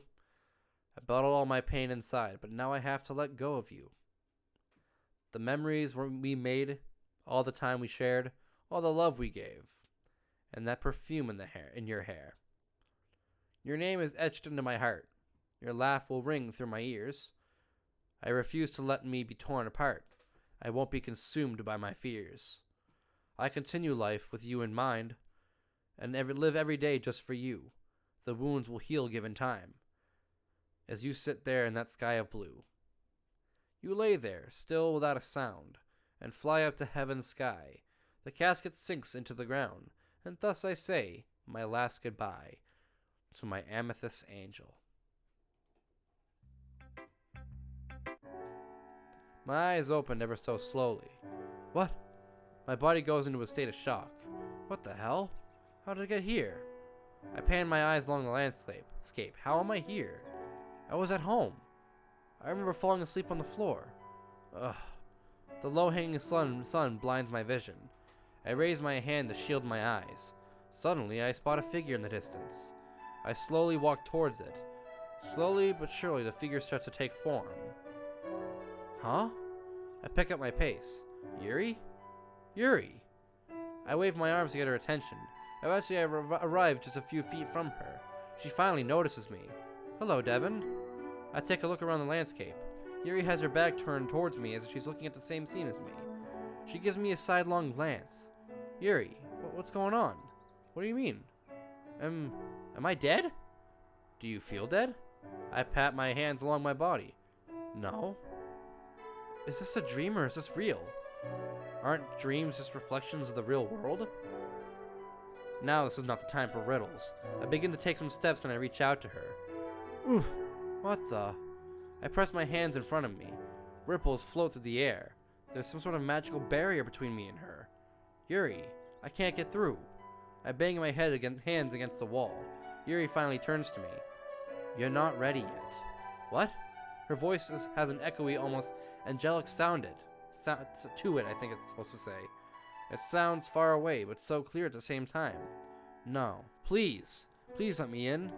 I wish I could, but if I let you, you wouldn't be able to go back. What if I don't want to go back? I want to be with you. I know, but you have others who rely on you. They need you. I'll just let them down like I let you down. Yuri gives me a puzzled look. I'm sorry. I begin to cry. My tears glide down my cheeks to my chin before crashing down to earth. I'm so sorry. This is all my fault. I shouldn't have yelled at you. I should have been there to support you when you needed me. Tell me, Devin, why do you blame yourself? Isn't it obvious?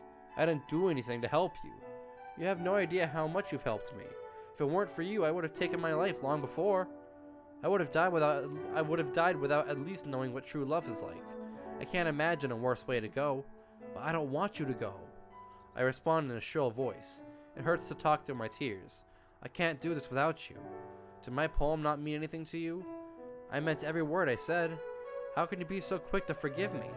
Devin, you were never to blame in the first place. I hang my head and continue to sob. Now my tears just spill straight from my eye sockets. I don't know what to do. I need your help. There has to be a way to bring you back.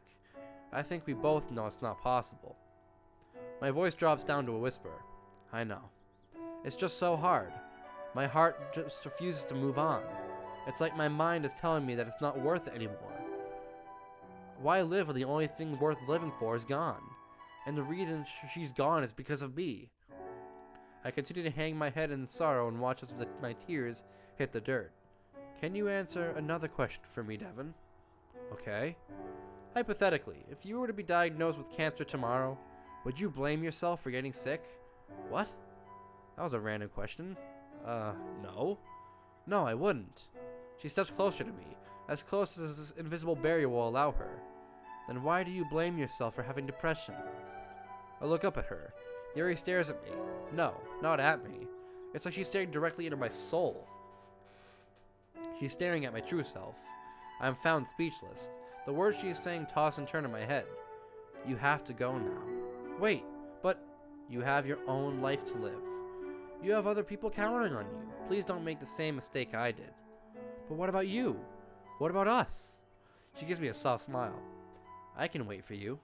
Perhaps when I see you again we can hold hands, just like we used to. Now it's my turn to give her a soft smile. A soft, teary-eyed smile. Yuri, I think I finally learned what love is. Did you now? I nod. She gives me a look as if she knew I was going to say that this whole time. Perhaps you can tell me what that meaning is when we see each other again. When will that... But now, you have someone waiting for you. What? Devin? Devin! Devin, where are you? Huh? I wake up in a cold sweat on my bathroom floor. What happened? Where's Yuri? I look around trying to collect my bearings. The shadow remains of my mirror on the floor. I finally realize where I am. Hello? Anyone home? A familiar voice calls out from my bathroom door. Sayori. She can't see me like this. I attempt to get up. Ugh. My head feels like it's splitting open. I press my hand against my forehead and shut my eyes tightly. I can feel my brain pounding against the front of my skull. The bathroom door gently opens. Devin. Ah, Devin! Sayori rushes over to me. Devin, what did you do? Her eyes begin to scan the room like a detective. She notices the glass on the floor and the blood on my knuckles. Sayori grabs my wrist and examines my hand. You punched your mirror? She says that with a disappointed tone. I didn't like what I saw. Devin, do you think you're ugly? Because you're not. I think you're very cute. The corners of my mouth slightly curl. Thanks, Sayori. Now let's clean you up. She searches the cabinet for some bandages and peroxide. Bingo. Let's get you off your butt. Sayori throws my arm over her shoulder and pulls me up.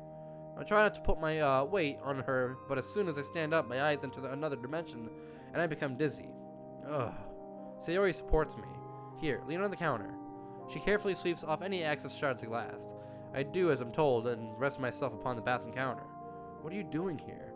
The doctor told me I was in good enough condition to leave, so I figured before I went home I'd visit you. And I'm glad I did. How long have you been on the floor? I shake my head. I have no idea. Sayori gives me a pouty look. You really shouldn't sleep on the floor. It's bad for your neck. I know. I still find myself victim of Sayori's lectures, of one of Sayori's lectures.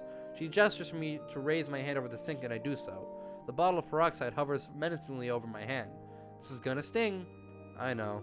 Sayori tips the bottle. I keep my mouth shut tight, not to show any display of pain. Sayori dabs the wound with a wet towel and begins to bandage it up. I guess you learned some stuff while in the hospital, huh? Sayori gives me a large smile. Just call me Nurse Sayori from now on.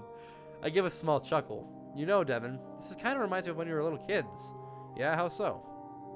Well, the roles are reversed now, but I remember when we were little kids, we'd always play in the neighborhood. We would run around, climb trees.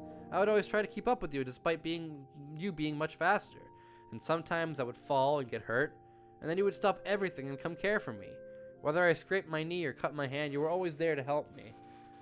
You would say, Sayori, look at me. It's okay. Everything will be okay. I remember I'd start carrying around band-aids in my pockets just in case you hurt yourself. You would make me feel better and stay with me until the pain went away. I remember back to when Sayori and I were little kids, getting into trouble left and right. All the things that little kids do. I guess I always assumed Sayori and I were equal, and didn't realize that all this time she was just trying to stay close to me. Remember when I fell in that pond near the park? Yeah, your parents were mad. You jumped in because I was drowning. You weren't drowning. The water was about 2 feet deep. Is that so? I realized my hand was already been fully bandaged, yet Sayori hadn't let go of it. My eyes locked onto her sky blue eyes. This is what Yuri meant, isn't it? That I have unfinished business here. That I can't leave without knowing the people that I care about will be okay. Sayori notices she's been holding my hand and quickly lets go. Sorry. It's fine. We should sit down somewhere. Okay. Sayori and I step out into my room. I take a seat on my bed. Hey, what's that? Sayori walks over to the small wooden box atop my nightstand. It looks like a radio.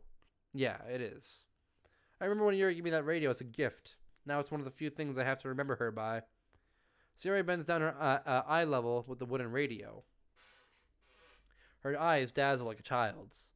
She brushes her hand along its edges. Eventually her fingers find the dials. And then, click, the room fills with music. Not a bad tune. I like it. Sayori begins bobbing her head up and down to the rhythm. This is really cute. Where'd you get it? Yuri gave it to me. That's sweet. Where's Yuri now? Oh, that's a bad question to ask. She doesn't know. That makes sense. She's been in the hospital this entire time. Sayori, why don't you take a seat? Okay. Sayori gives me a look of concern. She sinks down next to me. Where do I even begin? I guess I should start from the beginning. All the way from the beginning. Remember that day when Yuri and Monica got into an argument and Yuri ran out of the room? Oh, my fucking shoulder's killing me. Oh! I tell Sayori the whole story. I give her as many details as I can over what's happened the past several months. Well, everything minus the past few days. No, that's not true. I stay silent to allow Sayori to process what she just heard. You're lying. Her voice cracks as she breaks into a sob. Sayori throws herself onto me. I can feel a wet spot form on my shoulder. She cries loudly into my tears or ears? Ears, okay. I simply stroke the back of her head to comfort her. After a few minutes, Sayori seems to compose herself as much as she can. I grab her by the shoulders. Sayori, look at me. I speak to her in a soft voice. She was made of glass and could shatter by any loud noise. It's okay. Everything's going to be okay. See, this is exactly what he said as kids. I'm here for you. Always. Sayori nods as she wipes away her tears. You seem to be taking this rather well. I look down at my bandaged hand. I wouldn't exactly say that, but recently I did have a change of heart. What's the word for that? Sayori smiles through her tears. An epiphany? I don't think that's quite right, but sure, we'll go with that. She gives me a small grin. I can't really explain it very well. It's just like something inside me is telling me that it's time to move on. I know it's weird, but I believe you. Sayori brushes the hair out of my face. You're my best friend, Sayori, and I mean that in the best way possible. I know you do. It just took me some time to understand that. I have made a lot of mistakes. So have I. I've hurt a lot of people. And so have I. I quietly chuckle myself.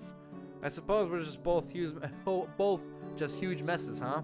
That's why we make such great friends. She gives me the most sincere smile I've ever seen rest upon her face.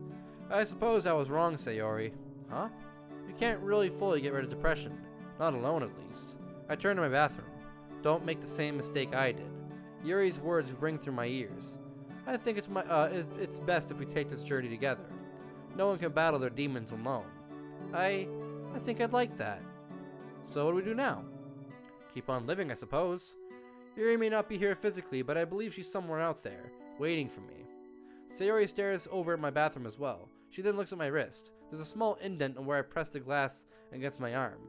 I need you to stay here. She places her small hands over the area of my arm and I nearly cut open. Please. I stare at her. I peer straight into her blue eyes. Her windows of the soul. I'll stay here. I grab her hand and entwine my fingers with hers. You promise? I promise, Sayori. My story isn't over yet.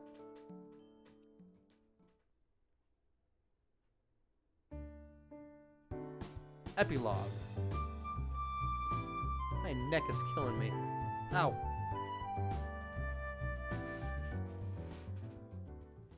One year later. I wake up to the sun telling me good morning. The early sunlight shines through my window, filling the room. I don't feel very well today, however. Today is an exceptionally difficult day to wake up to. January 5th. Yuri's birthday. It's a grim reminder of how I failed to protect her. I begin to stretch out my arms. Time to get up.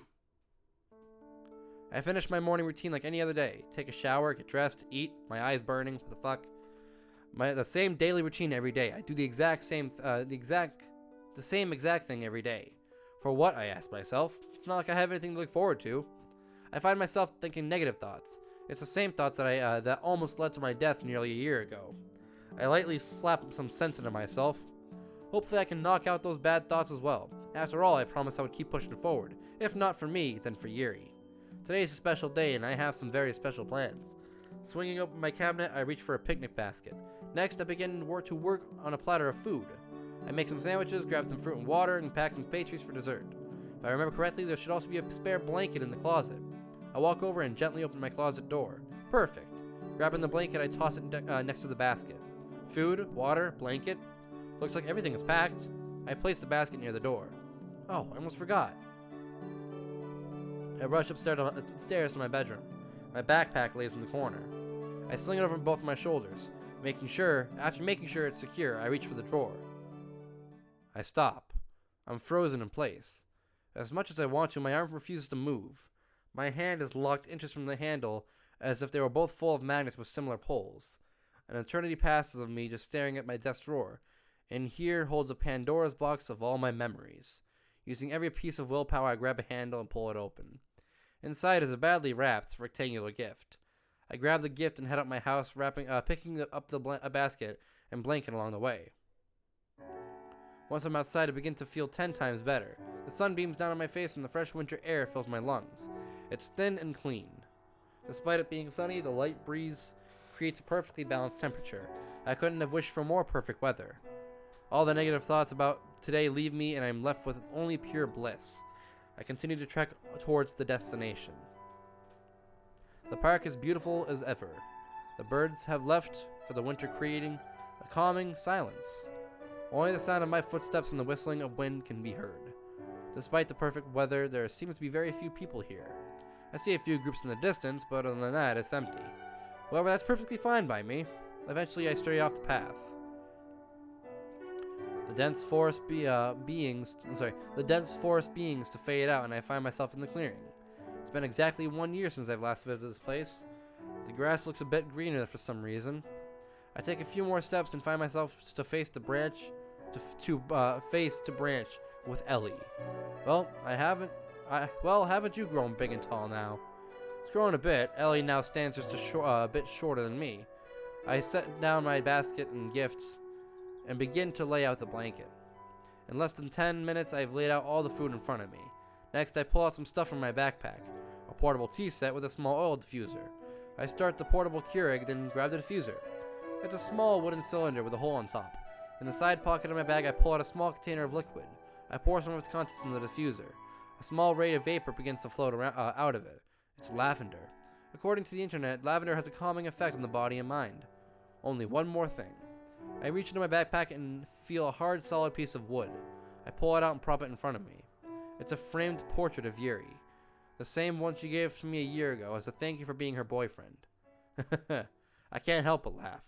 Back then it struck me as odd, even her giving me a picture of herself. Now it's all I really have left to remember her. I grab one of the sandwiches to start eating it. Ham and cheese, easy to make and tastes great. Having Yuri's portrait here almost makes me feel so not alone. Hey Yuri, can you hear me? It's been a while since we've talked, huh? I missed you, or I miss you, I really do. Yuri's picture does nothing but stare deeply at me.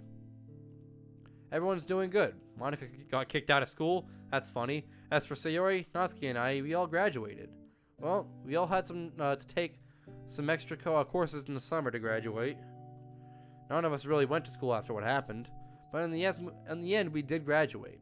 Natsuki actually got accepted into some sort of baking program at a university, and we were all really happy for her.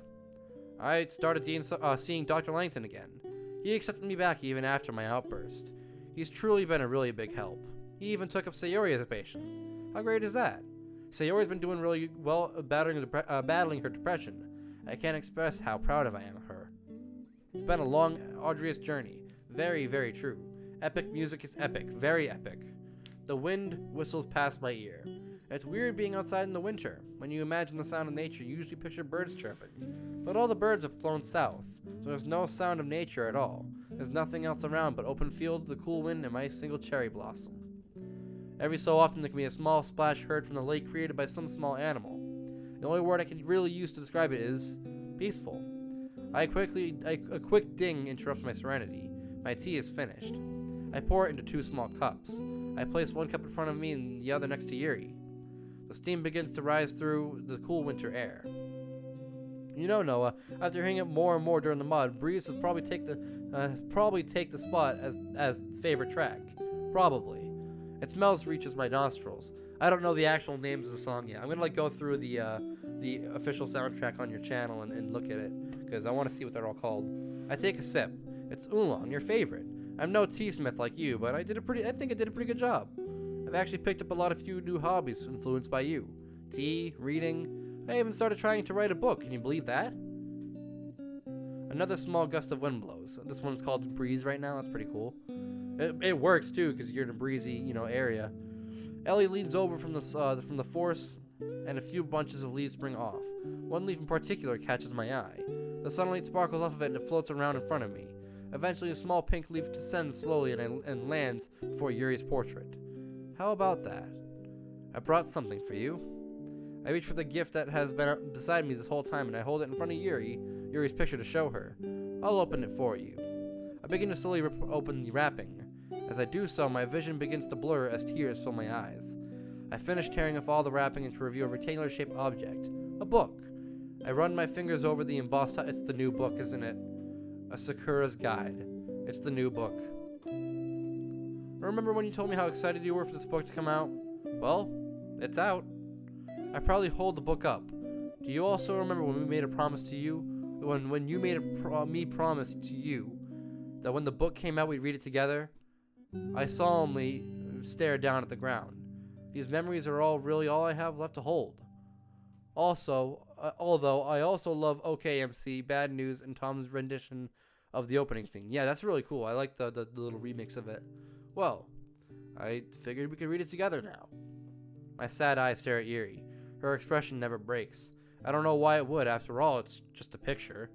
But to me, it's really her sitting with me. I guess you can't really be here physically, so I'll just read it out loud. I've gotten a bit better at reading, so hopefully I'm not too slow for you. I laugh at my lonesome sense of humor. With that done, I open to the first page.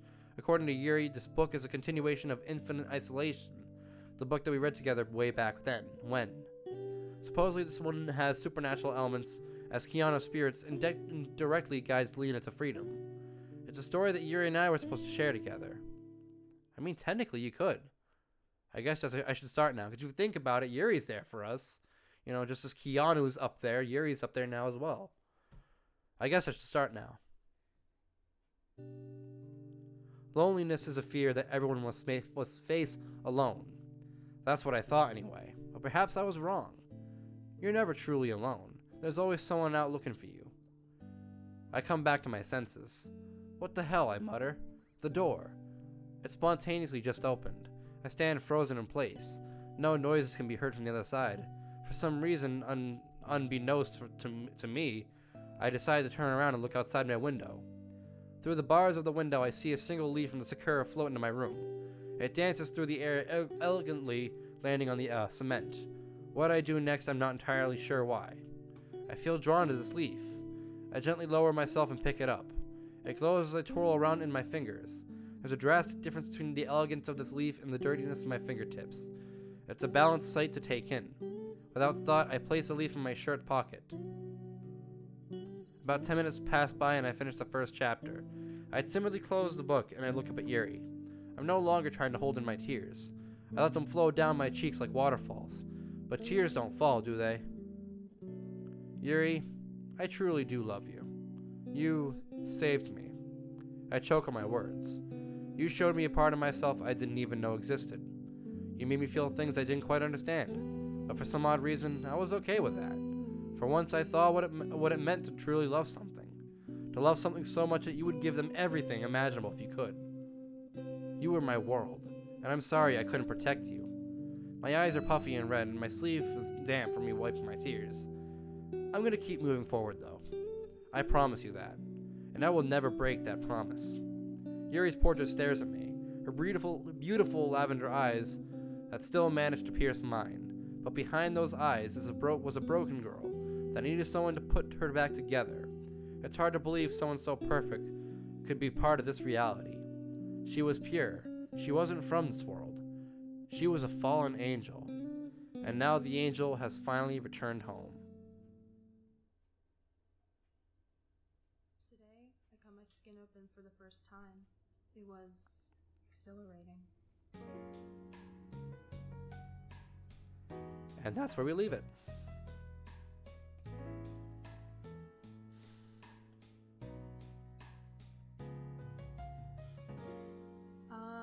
tend to Goal experience holding no stream. I mean, you're kind of at the end, but of being labeled an outcast, and every time I look down, I see memories of my past. I write this poem in red ink with a page. and I love the sunset scene too, by the way. My skin. There's only one solution. I don't care if it's a sin, and all the kids at school, oh, I have no words. I really they don't. just don't seem to understand that every So many emotions. That's like, holy shit, dude. Ending big feels. Yeah, very big feels. And there was so many parts about that picnic I could relate to that story, to the new book that came out. And I like the way you made that. You made them resemble each other in so many different ways. It's awesome. But then he sees the red inked lines that you've written in my wrist. I know you're hurting deep inside. I promise it will be okay. I promise no one will hurt you. We can find that special day. You're too perfect for this world. Your heart is made of solid. Guess we just gotta sit here, right? I mean, it's great because we could, like, you know, show off all who put effort into this mod, but like like I said, I have absolutely no words. Like, I don't know where to start. It was like just amazing. I'm never gonna let it up. Just promise me you'll never cut my amethyst angel. It's bittersweet, the things he says, but I don't think that I can change. What is this feeling inside me? Why do I feel so strange? But he is caring, kind, and sweet. He's got passion. Pretty much, Devin is currently contemplating his entire life. That's pretty much what's happening. He drives 'Cause holy away shit. the rain clouds, which before had And the song is really good too. left That's me really, blind. I love the lyrics and I love the But meaning these behind thoughts it. still won't leave me. I'm suffocating in this cage. All this pain must be released. The voices are really good too. Like, seriously, the voices were like there, and holy shit. Very emotional song. I'm seeing the past, present, and the future at the same time. Very true. Yay, that's me.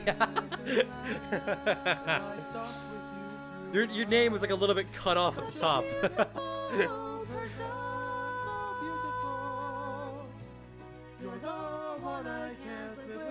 Unless I'm just seeing things.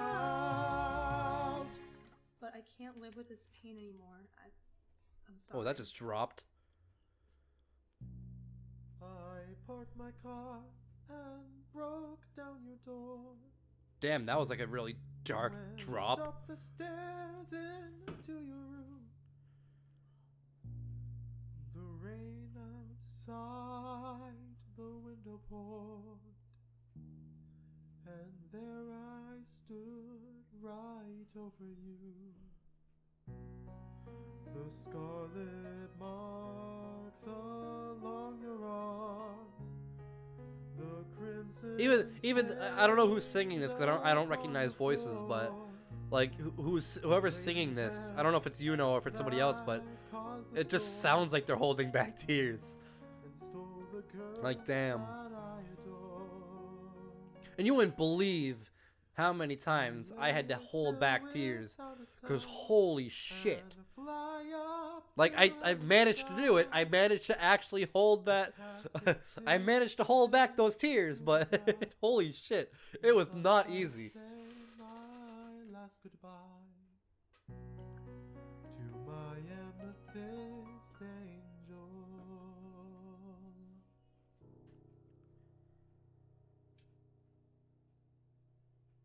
I just heard a keyboard click.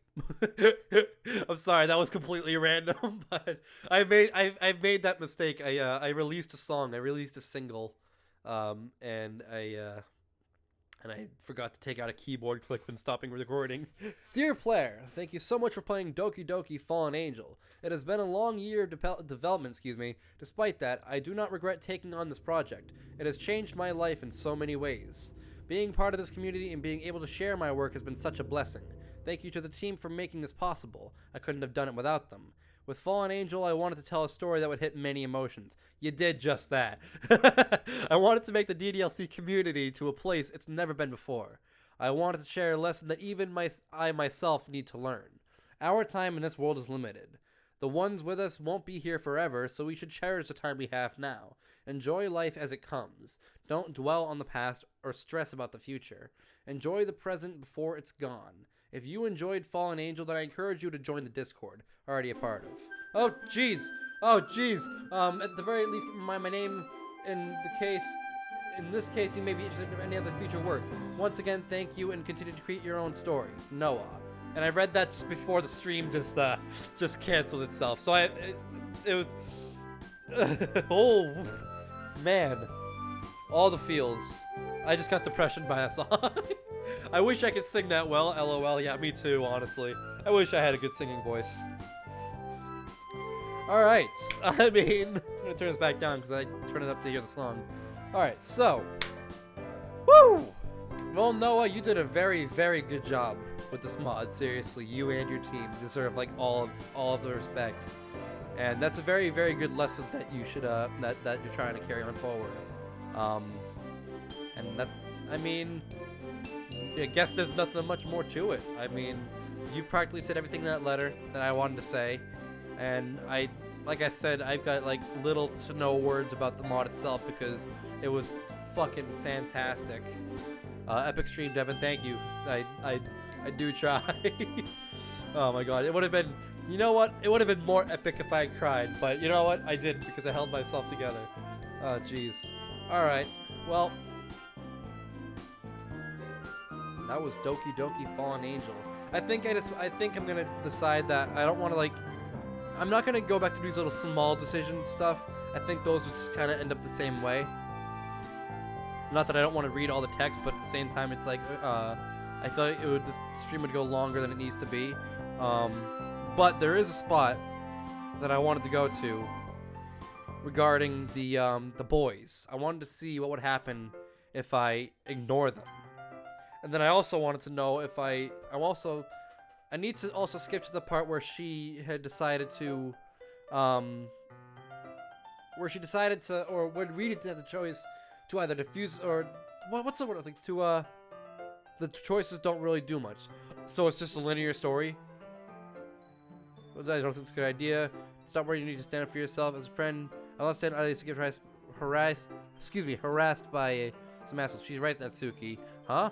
Giving them a reaction is what they want. Ignore them and they'll move on. You can't give them what they want because they'll win. Ugh. Fine. You're right. I know. I give them each a warm smile. Thank you, Devin. That's very big of you. Come on, baby. We're not even... that's a boy. Come on, baby. You're not even going to really show us what's under the sweater?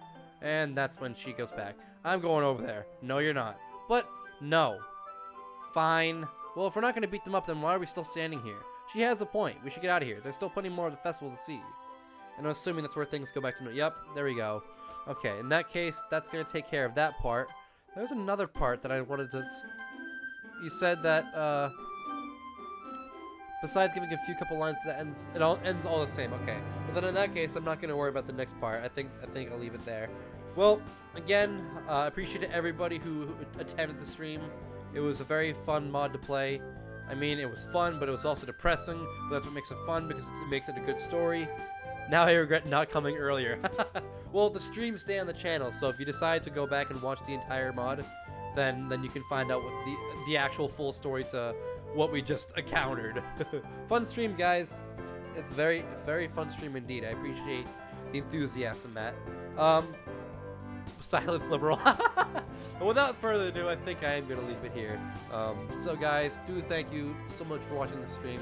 If you enjoyed it, smash that like button. Again, if you haven't already, subscribe if you're new. I'd love the channel. Guys, I've also got a Discord to channel. I should probably talk about this a bit further in before I do end off you know, casually. The Discord that I have in the wow, that was a great stutter. The Discord I have in the description right now might not be around for much longer. I'm contemplating making my main server the Bundle of Sunshine server, and switching that over to kind of do what Matt did and make my Bundle of Sunshine server my main YouTube server after all the Bundle of Sunshine stuff is wrapped up. So in that case, all that fun stuff, make a public review on Reddit so I get that juicy publicity. I will surely do that. Honestly, I'm gonna make a review for this mod, because I'll have a lot of things to say that I think would waste so much time in the stream, and I need to be able to get it down and like get my words down on paper so that I can make it a little more organized than how I can say it right now. But for the most part, yeah, that's kind of what's going on with the Discord server. So I mean, as of right now, yes, I have a Discord, but if you're gonna join the Discord, join the Bundle of Sunshine one, because that's the one that's gonna be staying up. But for all due respects, thank you for watching the stream, and I will see you guys in the next one. Goodbye.